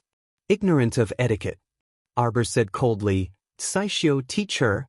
Saishio immediately walked up and demonstrated a salute. "Greetings to the Crown Princess." The young Crown Princess nodded and gestured for Saishio to stand up. She then turned to look at the stupefied Shi Yongqian. "Unruly. Start over." Everyone. Princess Consort Kong silently stifled her laughter and tried wiping her lips with a handkerchief. She chuckled softly and said, "Second Miss Shi, the Crown Princess is talking to you. Why aren't you responding? You really don't know etiquette." Shi Yongqian's charming face flushed red, and she looked incredulously at the Crown Princess who was looking directly at her. The young Crown Princess had slapped her left cheek in front of all the madams and noble ladies, then slapped her right cheek with the back of her hand. Shi Yongqian's back stiffened as she stood motionlessly in front of the little stoic. Most of the people in the hall were also silently watching the show. At this moment, the sounds of whispering increased. Most of the people who could sit with Princess Consort Kong in this main hall were madams with status in the royal court. Their husbands' family's power was ranked among the top in the imperial capital. These women were mostly slick and sly. Seeing that this second Miss Shi had somehow offended the young Crown Princess and was targeted by her, how could she possibly say something to draw hatred? Moreover, this Shi family was ranked last among the 6 great patrician families, but they were very high profile in their conduct. They tried to curry favor with the powerful and had unclear connections with the royal court, so they were very disliked. Not only did they rush to marry their eldest daughter, Shi Yongyan, to Zheng Wang as a consort, but they also repeatedly used Zheng Wang's name to secretly deal with some disobedient courtiers. She really didn't know how this family could stretch their hands so far. Shi Yongqian saw that no one was speaking up for her, and Princess Consort Zheng standing next to her was completely stunned. She couldn't help but bite her lips in grievance. She bowed and said, "How did my daughter offend the Crown Princess to cause the Crown Princess to treat my daughter like this?" The young Crown Princess didn't reply. She just stared coldly at the woman in front of her. In his previous life, she was such a high-spirited woman. Now, she actually revealed such a timid appearance like a little white rabbit. He really knew how to act. If he didn't know what kind of personality this woman had, he would have really been deceived by her. In this life, they met several years earlier. At this time, Shi Yongqian was only a 17-year-old girl. Compared to her ruthless and arbitrary style in his previous life, she was much more tender. Arbor slightly pursed his lips and swept a glance at Shi Yongqian's uneasy face. He turned and helped Princess Consort Kong sit down, and he also sat down next to her. Shi Yongqian gritted her teeth and half-squatted, maintaining a saluting posture. However, her fingertips had already pierced into her palms. What a domineering and rude crown princess. She had just returned to the capital, yet she was like a shrew, stirring up trouble everywhere. The emperor hadn't even acknowledged her status, yet she dared to be so shameless as to put on airs and punish her? She really wanted to see when this bearing fangs and brandishing claws woman would fall from the crown princess' divine altar. If such a day came, Shi Yongqian tightly gritted her teeth. That day would be the day she took revenge and consigned this woman to eternal damnation. Miss Shi, are you cursing this crown princess by gritting your teeth?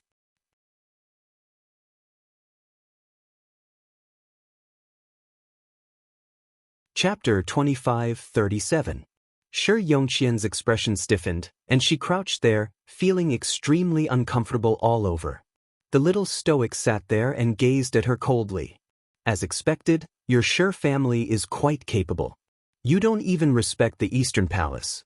Then presumably, His Majesty is nothing more than this in your hearts. Shi Yongqian's heart abruptly chilled, and Princess Consort Jing, who was snickering on the side, couldn't help but stiffen. She hastily walked up and said with a smile, "The crown princess really knows how to joke. Yongqian is young and doesn't know proper etiquette. I hope that the crown princess won't take offense." How old? Princess Consort Jing couldn't help but be stunned. Why did she feel like this little crown princess's thoughts were jumping around? She almost couldn't keep up with her speech patterns. 17 years old. Yongqian is only 17 years old after all. This crown princess is 15 years old. Everyone, the madams who didn't have a good relationship with the Shi family all along, couldn't help but snigger. They really wanted to ask Princess Consort Jing if this slap in the face was fast. She had just said she was young, but who would have expected that the little crown princess was even younger? Even though she was young, she still couldn't disregard proper etiquette. The little crown princess's meaning was very clear. The little crown princess maintained her small face and said dryly, "Age doesn't represent everything. Many times, it really isn't easy to continue teaching when one's foundation is crooked. For example, your Shi family." She mocked coldly, "It can be seen from this, miss, that your upbringing is truly lacking." Everyone, Shi Yongqian was so infuriated that her nose was about to become crooked. How could she endure it now? She suddenly straightened her body. "Crown princess, are you taking advantage of your position to bully others?" However, when she abruptly stood up from her crouching position, Shi Yongqian's legs turned to jelly, and she involuntarily swayed. Xiao Mu suddenly flared up, slapping the small sandalwood table next to her with a backhand. Her charming face was as cold as a frosty snowy night as she expressionlessly asked, "Where are the crown prince consort's personal guards?" Aunt Jing's eyelids twitched violently. Ever since the young crown princess had made things difficult for second Miss Shi, she had felt that things were developing in a strange direction.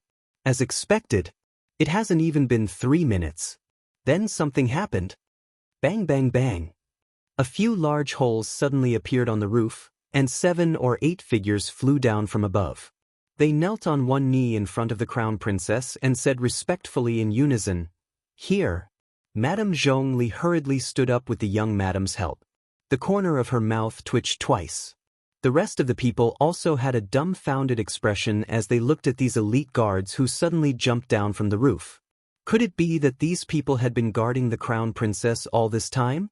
Was it the crown prince's men? "Tie her up." Arbor pointed at Shi Yongqian and said with a cold gaze, "Second Miss Shi has lost her composure in front of the crown princess. She is impolite and immoral. Drag her out and give her 10 lashes to clear her head."